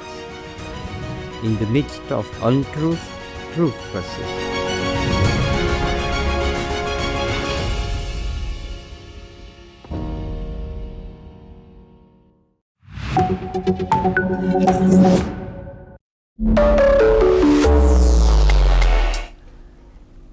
Hello and welcome to Deep Dive on NewsX World. I'm Ellie Richardson. We're taking a deep dive into the controversial Save America Act, a bill that could change the way Americans vote forever. The big question is, this bill is a necessary measure to secure elections, or is it a ploy to suppress their voter rights? On February the 11th, 2026, the US House passed the Save America Act, a bill that demands all voters provide proof of citizenship before they can register to vote. Pushed by President Donald Trump, this bill is designed to prevent non-citizens from voting in federal elections. The bill, introduced by Congressman Chip Roy and supported by Senators John Croyn and Mike Lee, passed the House by a narrow margin, 2018 to 213. But the real fight is just beginning in the Senate. The Save American Act, or HR 7296, would require US citizens to provide documentary proof of citizenship, like a birth certificate or passport, to register to vote. It applies to both in-person and mail-in voting. What are the new voting rules?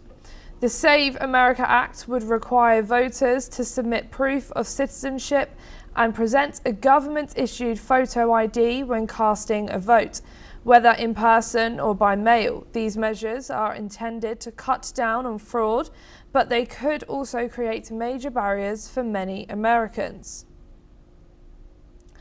President Trump, who's been pushing for stricter voting laws since 2020, is now ramping up efforts to tighten the election process with this bill, accusing elections of being rigged. He's calling this a necessary step to secure America's democracy.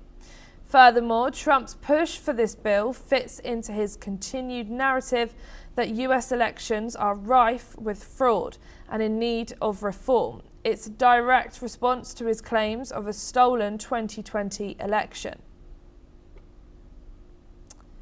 But the bill is meeting strong opposition.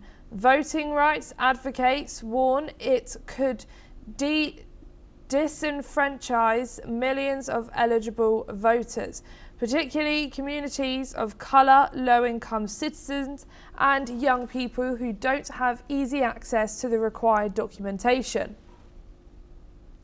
Democrats have slammed the bill, arguing it could turn the 2026 midterms into a disaster. If passed, states would be forced to change their voter registration systems, creating chaos and delays. While the US is currently home to a record 53.3 million immigrants, the Save America Act primarily targets the registration process for the country's 349 million residents.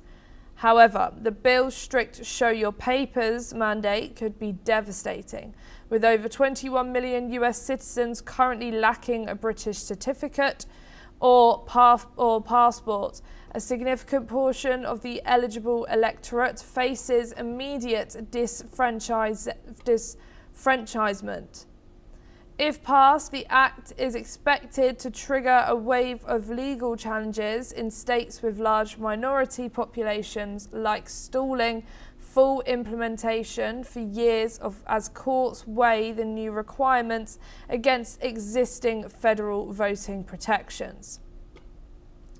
As the midterm elections approach, the debate over this bill will be a hot potato issue in political campaigns nationwide. What we know is that in swing states, the Save America Act will transform election administration into a volatile legal and political battlefield, acting as a force multiplier for existing state-level restrictions. In Arizona, the act would dismantle the current dual-track system, potentially purging roughly 40,000 federal-only voters, many of whom are students or neutralized citizens who currently lack the specific documents required under the new federal mandate. In Wisconsin and Pennsylvania, the bill's threat of a 5-year prison sentence for election workers creates an administrative chill, where local clerks may over-reject valid registrations to avoid personal criminal liability. Across the board, the mandate for monthly voter roll purges based on often outdated federal databases risks wrongful removals or eligible voters in high-stakes jurisdictions like Georgia, where narrow margins are expected to decide control of the Senate. The Save America Act is now in the spotlight, and the impact of this bill could change US elections forever. Whether it passes the Senate or faces a legal battle, the aftershocks will be felt for years. I am now being joined by Dr. Andrew Latham, who's a professor of International Relations and Political Theory at Macalester College, joining us from Minneapolis. Thank you so much for joining us here today for our episode of Deep Dive. My first question for you is, the Save America Act has sparked intense debates. Can you explain why this bill is being seen as both a necessary reform and a potential threat to voter rights? Yes, well, on the one hand, there's a perfectly good rationale for it in terms of maintaining the integrity and security of the electoral system. That's fundamental in any democracy, including the American democracy. And so one can make a principled argument in favor of it. But there's also a partisan political dimension here as well. To the extent that it excludes minority voters and lower income voters, it's going to disproportionately affect the base of the Democratic Party and advantage the Republican Party accordingly. And so it's being framed and understood in both ways. A rational response to a set of challenges to the electoral system. It's long overdue, it has to happen. Versus, on the other hand, this is a partisan political play on the part of the Republicans designed to shift the balance in swing states to improve the Republican Party's prospects in the Senate, to be sure, and perhaps even at the presidential level. So it's where you stand on this depends on where you sit politically at the moment. It has to be said, too, that there's very little evidence of widespread voter fraud in this country. So that's a part of the equation as well. And with over 21 million Americans lacking key documents like birth certificates or passports, do you think this bill could disproportionately affect certain groups, particularly minorities and low-income voters? Yes, that's the line that's being trotted out by the Democrats and their supporters, and there's some reason to believe that that's very true. The Republicans are responding, of course, by saying that measures could be put in place to facilitate access on the part of those constituencies to the relevant documents. It could be made easier, it could be streamlined, it could be made less expensive. So again, there's two sides to that particular argument. It seems to me, based on the historical record, that it does disproportionately impact low-income and minority and rural and elderly voters. And those tend to skew towards the Democratic Party, although not entirely. And so, yes, again, it's even that question is highly politicized. And the bill's provisions on voter ID and proof of citizenship are creating political tensions. How do you think this will play out in swing states like Arizona, Georgia and Pennsylvania in the upcoming midterms? Well, I don't see this as being, it's just not going to be passed quickly enough to affect the upcoming midterms. I really don't think, because as you pointed out, there will be legal challenges that will take months, if not years, to be sorted out. I don't think that the turmoil and turbulence will subside in time for this to impact the midterms, but it'll certainly be, well, not certainly, but likely be ready to go for the presidential elections next time round. And so, yeah, I'm not too concerned about, I am concerned because there'll be a lot of legal and political wrangling that takes place, but I don't think that'll be sorted out in time to affect the November elections. And President Trump has long claimed that US elections are rigged. How do you think the Save America Act fits into his broader narrative? And what are the implications for the future of elections integrity in the US? Well, election integrity could be tightened at the margins, but it's not a structural, core, fundamental, catastrophic problem at the moment. That's not the case.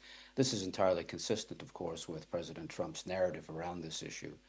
It's not surprising that he and his supporters, both in terms of the credibility of their claims, this is a problem, I'm going to fix it, that plays well with the base, but also in terms of advantaging his party in certain swing states in the upcoming future elections.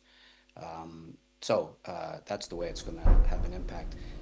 This is kind of a solution to a problem that doesn't really exist except on the margins in a very minimalistic kind of way.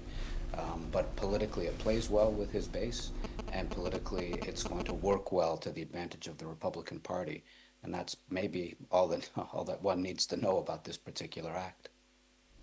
Thank you so much, Dr. Andrew Latham, for joining us here today on this episode of Deep Dive. Thank you. My pleasure.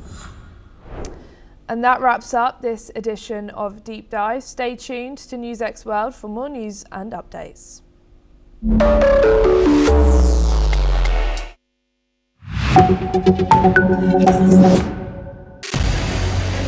What we can do as the Interparliamentary Union to strengthen democracy, to promote human rights, to ensure that humanitarian law is respected.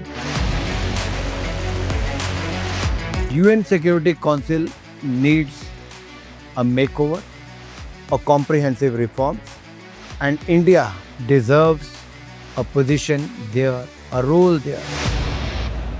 Prime Minister Modi during Operation Sindoor made it amply clear that war has never been India's choice. We are with the side of peace. We are neither neutral nor indifferent. We are with peace. we would have dealt with US a whole lot on trade and those kinds of things, and that's not as certain these days. So we have to go back and look at our European partners, our Asian partners. An opportunity to exchange, to have a dialogue, to have a debate on a different perspective on finding the solution of the conflict. First thing that is important to have a common ground, and that we do have with humanitarian laws and human rights, but also to say, okay, what does it mean for us as a country to act on these laws and how can we work together?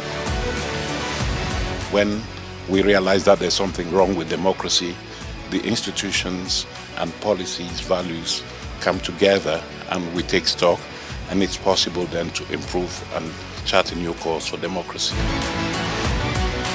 It's the people's right to self-determination, and if they want to be independent, they should be independent. We will not start a war against Greenland.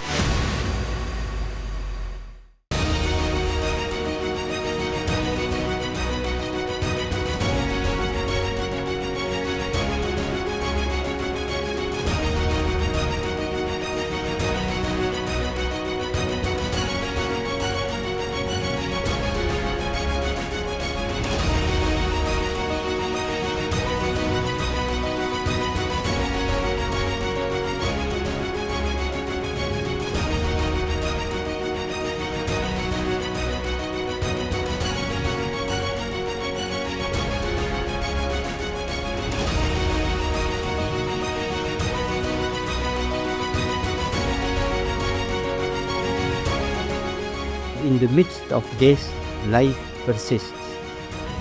In the midst of untruth, truth persists.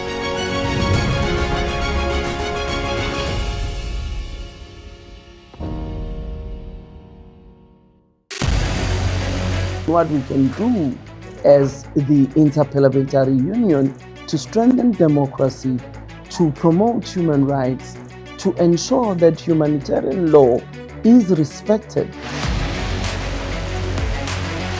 UN Security Council needs a makeover, a comprehensive reform, and India deserves a position there, a role there. Prime Minister Modi during Operation Sindoor made it amply clear that war has never been India's choice. We are with the side of peace. We are neither neutral nor indifferent. We are with peace. We would have dealt with US a whole lot on trade and those kinds of things, and that's not as certain these days. So we have to go back and look at our European partners, our Asian partners. An opportunity to exchange, to have a dialogue, to have a debate on a different perspective on finding the solution of the conflict.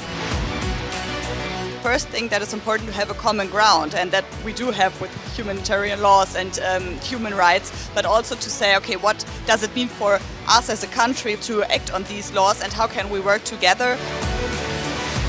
When we realize that there's something wrong with democracy, the institutions and policies, values come together and we take stock, and it's possible then to improve and chart a new course for democracy.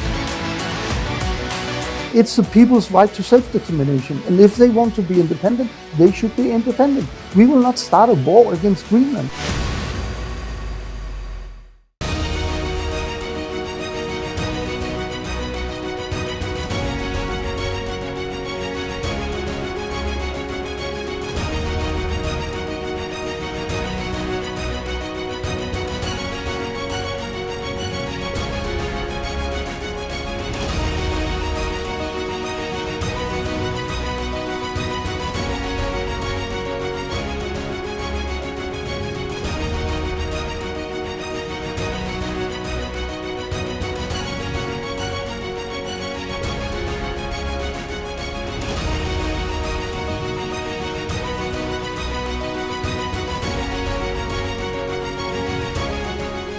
In the midst of death, life persists.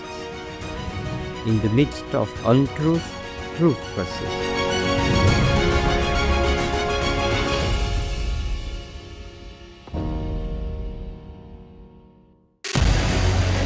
What we can do as the Interparliamentary Union to strengthen democracy, to promote human rights, to ensure that humanitarian law is respected.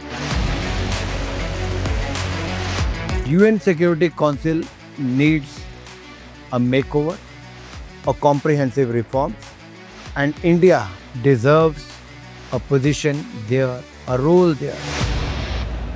Prime Minister Modi during Operation Sindoor made it amply clear that war has never been India's choice. We are with the side of peace. We are neither neutral nor indifferent. We are with peace. We would have dealt with the U.S. a whole lot on trade and those kinds of things, and that's not as certain these days. So we have to go back and look at our European partners, our Asian partners. An opportunity to exchange, to have a dialogue, to have a debate on a different perspective on finding the solution of the conflict. First thing that is important to have a common ground, and that we do have with humanitarian laws and human rights, but also to say, okay, what does it mean for us as a country to act on these laws and how can we work together?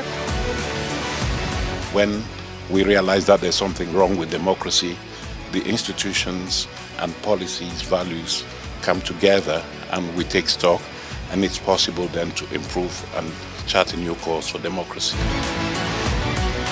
It's the people's right to self-determination, and if they want to be independent, they should be independent. We will not start a war against Greenland.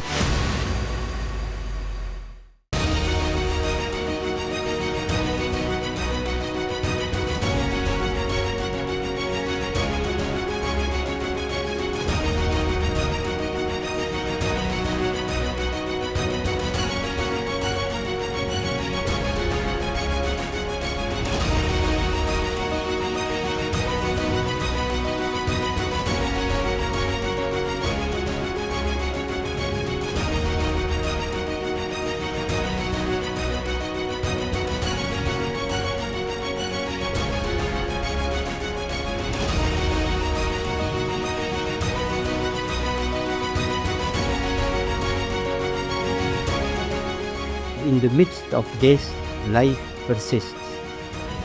In the midst of untruth, truth persists.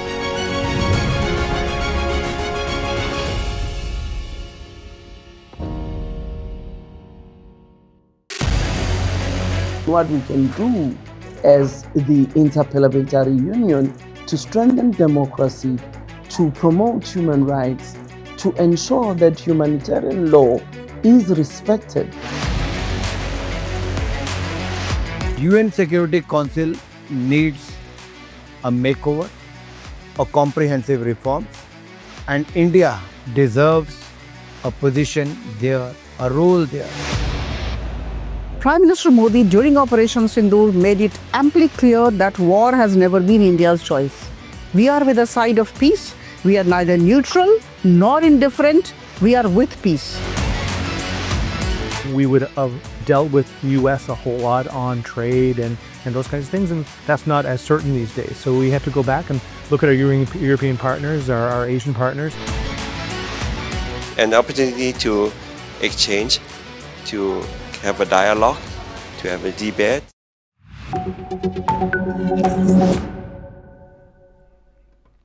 Hello and welcome. I'm Kriti Mehta and you're watching the World Report on NewsX World. We'll start with a check of the top headlines this hour. BNP expresses confidence in forming government after landmark poll. Opposition says won't engage in obstructive politics. World leaders congratulate Tariq Rahman. US President Donald Trump warns Iran of a very traumatic outcome without a nuclear deal. He expressed hope for progress in the next month following his White House meeting with Netanyahu. North Korea vows a terrible response to any further drone incursions from the south. Seoul denied official involvement in the January incident, attributing it to civilians. Officials announced the conclusion of the immigration enforcement operation in Minneapolis. A congressional hearing reviewed ICE's presence, while a judge ruled that detainees were denied access to lawyers. Obama says US less safe after Trump reverses Obama-era ruling that greenhouse gases endanger public health. The White House called the reversal the largest deregulation in American history, saying it would make cars cheaper. US President Donald Trump says Israeli Prime Minister Benjamin Netanyahu should receive a pardon for corruption charges, saying Israeli President Isaac Herzog should be ashamed of himself for not granting one. Russia fully blocks US messenger app WhatsApp, owned by Meta Platforms, for failing to comply with local law, suggesting Russians turn to a state-backed national messenger Max instead.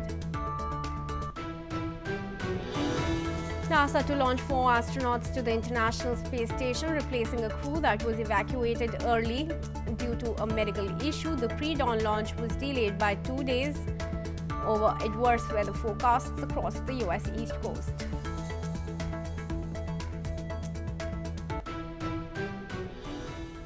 Viewers, we have some breaking news now coming in connection to the Bangladesh. The Bangladesh Nationalist Party has now been officially confirmed to win the election by a landslide margin. Election Commission Senior Secretary Akhtar Ahmed announced the results, confirming the scale of the BNP's majority. Official figures show the BNP-led alliance captured 212 seats, compared with 77 seats won by the Islamist-led Jamaat-e-Islami alliance. Voter turnout reached 59% nationwide. Alongside the parliamentary vote, a referendum on a sweeping democratic charter was also held. The proposed reforms were endorsed by 60% of voters, signaling public backing for broader political changes. Shruti Das Gupta is there with us. She is an international affairs analyst, joins us from New Delhi. Shruti, thanks very much for joining me. It's confirmed the BNP has won the election. It's gotten a 2/3 majority along with its allies. But let's also talk about Jamaat-e-Islami, which along with its allies had 77 seats. How do you think Jamaat's resurgence is going to shape Bangladesh polity and its secular structure? Well, the secular word no longer exists now as part of the, the Bangladeshi constitution, because the first thing Yunus, despite not having the power to do so, the first thing Muhammad Yunus did was take out secular from the constitution of Bangladesh. So that was already a mute question. He was very pro-Islamists, Muslims both. And he has said that 90% of this nation is Muslim, so I don't understand why the word secular needs to be contained in the constitution, and that has now found backing, although not really, as you have just pointed out, 60% voter turnout, and out of those 60%, only 60-some% have voted for accepting of this new 84-point referendum, which puts the actual number of people backing the changes in constitution to less than 50%. But they're not going to, of course, put that figure out for the world. They're going to say that 60% plus voters voted for the changes, and so they're going to incorporate it. Jamaat as such is bad news for Bangladesh, because they have always focused on their Islamic identity. They want, in fact, their leader put out an ex-post that he had to retract, where he compared working women to prostitutes. So that is an idea that you should get on how Jamaat-e-Islami in the politics would then continue forth. They would be very Sharia aligned, they would be very hardliner and fundamentalist, and they would continue to, this is the fear that most nations around the world have now, that with the amnesty provided by political presence, they are going to now continue to radicalize the new Bangladesh, as the 2026 charter would now have it, and try and decouple Bangladesh from its Indic related identity. So they are trying to form anti-India axis and and would try and foment anti-India, anti-minority sentiments within the nation. If you see the regions that Jamaat-e-Islami have won in, most of it borders West Bengal, and that is worrying a lot of Indian analysts like myself, because that means that there are strongholds where brainwashed, very radical elements reside in majority, happen and have sympathy with those particular identities and mindsets that the Jamaat-e-Islami propagates, shows that they are very close to the Indian border, and those Indian borders happen to be very, very porous. With West Bengal elections coming forth within this year, most of India's analysts are panicking what this really means for us in the future. Now, Jamaat-e-Islami is also the group that was part of the Razakars that perpetrated unaccountable violence, rape, pillage, murder, loot of all order during the 1971 order. They are so pro-Pakistan and their Islamic identity that they refuse to have anything to do with the natural identity of the people of Bangladesh. So them getting this kind of vote and political presence is of course going back in time kind of era for Bangladesh. They are pulling back away from their identity as a secular state, a place where minorities could also flourish, a place that had good relationship with all its neighbors, was able to do a good balancing act, India and China both, as well as Pakistan. From that, it is on a path which is headlong towards fundamentalism, to pro-Pakistanism, and this is the most dangerous time in the world for Pakistan and fundamentalism and Pakistan-related terrorism to find root there. We have Hafiz Saeed making statements in October of 2025 that the next attack from India will be planned from Bangladesh. That itself should tell you why palpitations are on the high. All right, sure. Shruti, let's also discuss the voter turnout. 59% is a rather good turnout for Bangladesh. What do you think has compelled the voters to really come out and vote? 3.5% were in fact first-time voters. 8 lakh expatriates have also cast their ballots through IT-based systems. Do you think it's because of the suppression in the previous regimes that the voters now found a chance to come out and exercise their ballots, or what other reasons could have contributed? I think the women voters were compelled to come out and vote. They're generally very blasé about going through their daily lives, and election day is just a blip in their lives. But I think the women voters were part of the reason why BNP has won with such a landslide victory, because of the statements made by Jamaat-e-Islami ensured that people came out and voted against that statement, if not for BNP. The other part is that the first-time voters that you said, that the student-led revolution has inspired a lot of first-time voters to come out and participate in the democratic process. So that is why we've seen a higher turnout ratio as well.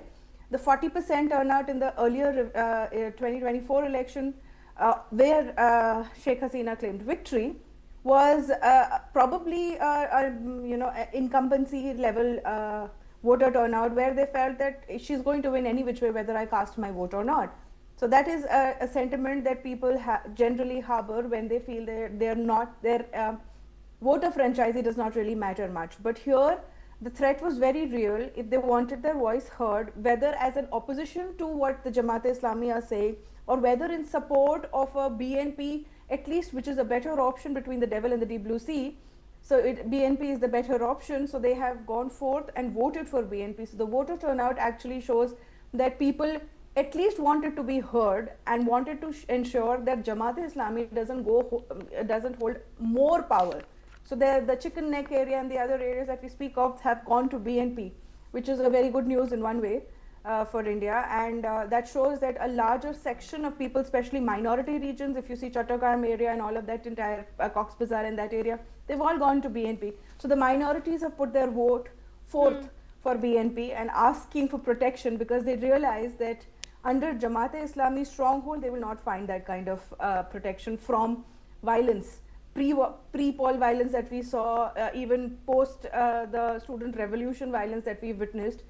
So they are having hope that by showing up and voting for a party that says we will protect all religions, at least even if the secular word does not exist in their constitution anymore, there will be equality for them.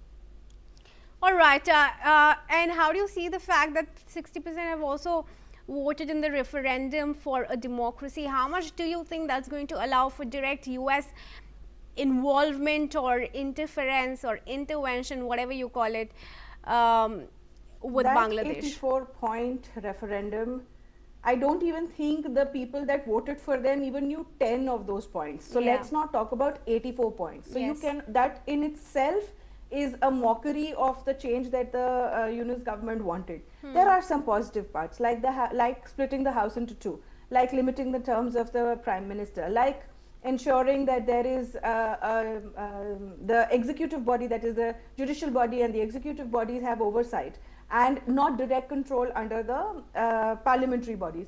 So there are some good parts of it, but the sneaky parts are that before elections there will be an external monitoring. That means 6 months before, the elected government has to decouple, and external power is going to then regulate and monitor how the elections are going to be held. I understand that Bangladesh is not new to referendums, but this one, it has more points that goes against them rather than for them, and for me it feels where they've kind of they've diluted the 1971 liberation war. They've kind of decoupled from their Bengali identity. They don't want to be called that. They want to be called Bangladeshi. I think the people don't even know what they have voted for. And when this kind of thing comes into play, that means that external entities are going to continue to interfere in internal politics of Bangladesh. That makes Bangladesh fair game for all future elections, where nations, via lobbying, via external monitoring committees, are going to put pressure on how this entire story of the new Bangladesh goes forth. Shruti, thanks very much for your comments. Viewers, let's move on and tell you some more details as far as the results are concerned. Residents of Dhaka are expressing optimism following the Bangladesh Nationalist Party's sweeping election victory. While some acknowledged irregularities during the election, many highlighted the peaceful and festive atmosphere on voting day. Despite allegations of vote rigging in certain areas, there is a strong belief that the majority of people voted for the BNP. Public is hopeful about Tariq Rahman's promises, particularly around controlling commodity prices, tackling corruption and driving national development. With high expectations for the new government, citizens are eager to see action on these issues. Let's listen to some of the voices of the people in Dhaka. Tarique Rahman যেসব আশা নিয়ে মানুষের কাছে যে কথাগুলো বললো যে ভবিষ্যৎ কিভাবে আগামী 5টা বছর কিভাবে দেশ পরিচালনা করবে কথা বলছে, ওইসব আসলে বাস্তব হবে ইনশাআল্লাহ। আমরা এখন দেখতেছি বিএনপি কতটুকু ভালো, আমাদের জন্য ভালো কিছু দেখাবে, সেটি থেকে আমরা খুশি হব। দল এখন ক্ষমতায় আসছে, এখন আমরা খুশি হয়েছি, এখন কাজে খুশি হতে হবে সকলকে। কাজ দিয়ে আমাদেরকে খুশি হতে হবে, কারণ জাতির অনেক আকাঙ্ক্ষা আছে, জাতি অনেক কিছু প্রত্যাশা করে, যেমন দ্রব্যমূল্যের নিয়ন্ত্রণ, দুর্নীতি, চাঁদাবাজ, এগুলো নিয়ন্ত্রণ করতে হবে, দেশের উন্নয়ন করতে হবে। সকল কিছু মিলে অনেক জিনিস রয়েছে এখানে, সেগুলোর থেকে আমাদের দিকে নজর দিতে হবে। We now move on, viewers. There is in fact some breaking news coming in over Thailand. Its caretaker Prime Minister Anutin Charnvirakul has said that his Bhumjai Thai party, which won the weekend election, has agreed to form a coalition government with the Phu Thai party. The move signals a major step toward forming a new administration, even though the official election results have not yet been formally endorsed. Anutin said he was honored that senior executives from Phu Thai party met him and confirmed their support for Bhumjai Thai party to lead the coalition as previously planned. The agreement would bring together two influential political forces, including allies of jailed former Prime Minister Thaksin Shinawatra. Dr. Satoru Nagao, fellow at the Hudson Institute of Tokyo, joins me in this discussion. Dr. Nagao, thanks very much for joining us. What really does Anutin's election mean for Thailand and the world? In case of Thailand, always three party divided, and no party can get the majority. So coalition is matter, but who ally with who is indeed very important in this case. Because before the election, the most popular party in the survey was People's Party, the current opposition party. But that People's Party has some problem in Thailand because they want to reform the royal system in Thailand. This was taboo. So that's why the view from the military ruling party or view from the traditional taxing support party, view from these two parties, which do not want to touch the royal system in Thailand, this People's Party is one kind of the dangerous party. So that's why this time they allied and to form the coalition government against this People's Party. But at the same time, that has just started the negotiation to form the coalition government. If this negotiation will fail, of course, there's a possibility, another choice they need to seek. In this case, this is uncertain. But view from the current situation, which the ruling party is the biggest, not majority, but biggest, and the taxing rate party is less than 1/3, but still the third largest party in the parliament. In this case, the biggest and the third largest can ally against the second largest party. Could happen. That is true. All right, Dr. Nagao, thanks very much for your comments. Do continue to stay on with us. Viewers, another breaking news coming in now. The Kremlin has responded to speculation about Russia's use of the US dollar, stating that Russia did not choose to stop using the currency, but rather the US restrictions prompted that shift. Russian officials also said discussions about competing currencies will likely remain stalled until the Ukraine conflict is resolved. Furthermore, the Kremlin addressed recent reports about a potential US-Russia economic pact, confirming Moscow's interest in cooperation with US companies, some of which are eager to return to the Russian market. The Kremlin also noted that a new round of peace talks concerning Ukraine is set to take place next week. And now moving ahead, viewers, a Russian drone attack has killed one person and injured 6 others at a port in Ukraine's Odessa region, according to Ukraine's Deputy Prime Minister Oleksiy Kuleba.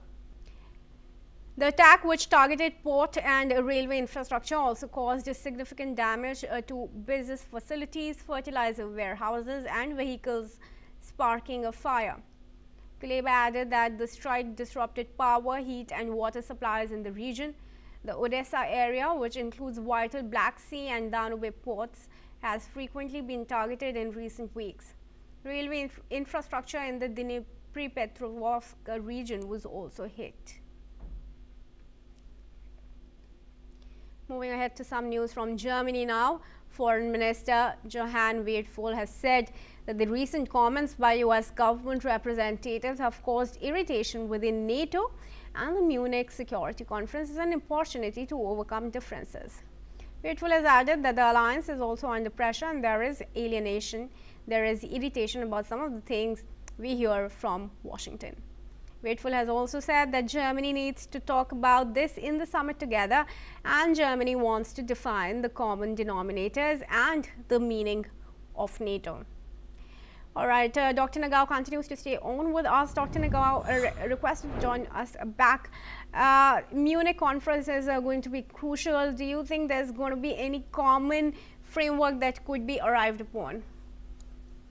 In this case, absent of the U.S. Secretary, he has a message because America do not need European ally for their interest, and the European allies need America for their interest. But that is the perception of the United States we want to send as a message. So that's why, without something evidence, the U.S. involvement in Europe is America's interest. America do not have will to join deeply. So because the perception of the U.S. side is this is wasting money. So that's why the European side need to prove the U.S. involvement in Europe and cooperate with NATO is beneficial, the view from the U.S. interest. That is needed recently. So that's why they try to prove, for example, the increasing defense budget to the 5% of the GDP, and the European shares the security burden. And in this case, U.S. involvement could be minimum. So that's why cooperate with the U.S. If this size is minimum, European can say this is beneficial and cost effective for the United States. The interesting part is this is not purely related to defense and security. Indeed, there is a possibility this is related with right and left politically. So because the European government shares liberal rule-based order, something like that, and the current American government do not like this kind of the idea itself. So because of the ideologies gap between Europe and the United States, U.S. government's image toward Europe is not good. Of course, the U.S. want to focusing on China or Western American continent, so that's why Europe is the second priority or third priority. That is true. But at the same time, this ideology, right or left, is also affecting this situation. So European side faced some difficulty to prove that the improvement in Europe is beneficial for the United States. So because of the, this is not just the issue of defense and security, this is the issue of the ideology. So that is the current situation they're facing. So Europeans want to say, want to complain about the U.S. attitude. And that's why the foreign minister of Germany revealed his opinion in this place. And but this kind of remark makes more frustration between U.S. and Europe. That could happen. Right, Dr. Nagao, once again, thanks very much. Request you to stay on once again. Viewers, let's tell you some more details that are now coming in connection to the Epstein files. Now, the newly released U.S. Justice Department files are revealing that Dr. Mehmet Oz, the former celebrity physician and Donald Trump's administrator of the Centers for Medicare and Medicaid Services, invited Jeffrey Epstein to a Valentine's Day party in 2016. The email sent by Oz and his wife came nearly a decade after Epstein's first sex crime charges. Though Oz is not accused of wrongdoing, the documents show other interactions, including a 2016 email with Epstein and an event invitation in 2014 where Oz was a speaker. Epstein died in 2019 while awaiting trial on sex trafficking charges. All right. Request Dr. Nagao to join us and give his comments on the new revelations and resignations that are being triggered. Rumla, Goldman Sachs top executive, has just tendered her resignation. We are also now picking up names of Mehmet Oz, who's been named the top physician again in the US. How do you respond to all these figures being named, and how do you think investigation against them could proceed after all these years? This issue is under investigation, so that's why the one by one, step by step information is revealing. And because of the Epstein, the wide human connection, so that's why it is expanding and escalating. So that's why day by day, new name we can find, and scandal itself is expanding. But at the same time, how deep involvement with the crime Epstein committed is a matter indeed, because just joining the party or just meeting with Epstein is not a crime. Crime is he involved human trafficking or other many violation of the rule. It's a matter, but most of the guests in the party hasn't realized such kind of crime, or even if they identify, but they haven't committed. So many people think that they are not perpetrator of the Epstein crime, but it could be the scandal. So that's why, without a total investigation or total information published by something trustworthy official, how wide the scandal or how big the incident is not still clear. So this is under the process of the escalating, but at the same time, this is still just a gossip. And if this foreign spy intelligence service involved this issue, it could be the national security issue. But until now, so far, still this is under investigation. All right, Dr. Nagao, thanks very much then for joining us with your comments on all these discussions. And viewers, let's move ahead now. Beijing has urged Tokyo to protect the rights and safety of the Chinese crew members after Japanese authorities seized a Chinese fishing boat and arrested its captain in waters near Japan. The incident took place off Nagasaki, where Japanese officials say the vessel failed to stop for inspection in Japan's exclusive economic zone and was subsequently detained. China's foreign ministry spokesperson called on Japan to strictly respect the China-Japan Fisheries Agreement, enforce laws fairly, and ensure the safety and legitimate rights of the Chinese crew. Let's listen in. 政府一贯要求中国的渔民依法依规作业，同时坚决维护中国渔民的合法权益。希望日方严格遵守中日渔业协定，公正执法，保障中方船员安全和合法权益。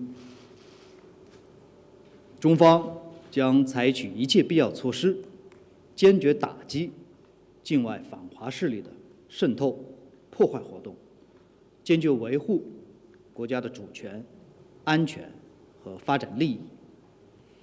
反华势力的图谋不会得逞。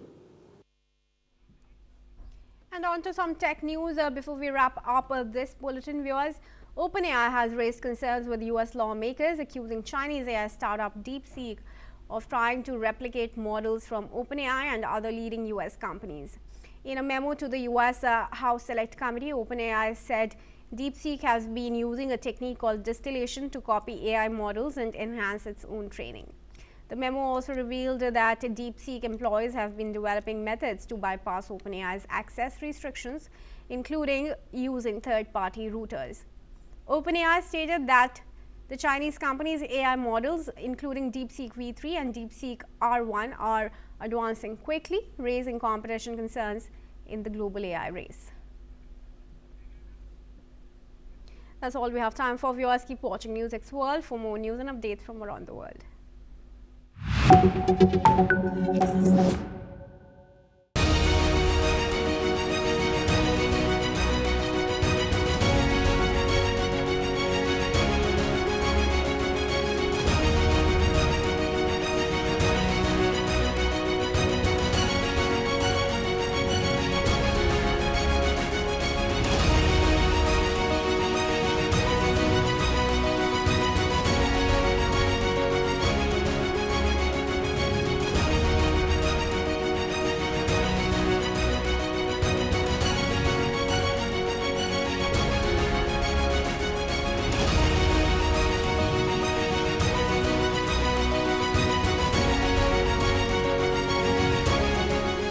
In the midst of death, life persists.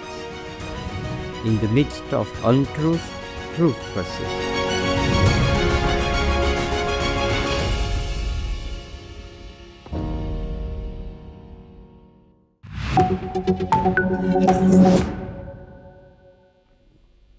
Hello and welcome. I'm Kriti Mehta and you're watching the World Report on NewsX World. Let's start with a check of the top headlines this hour. BNP expresses confidence in forming government after landmark poll. Opposition says won't engage in obstructive politics. World leaders congratulate Tariq Rahman.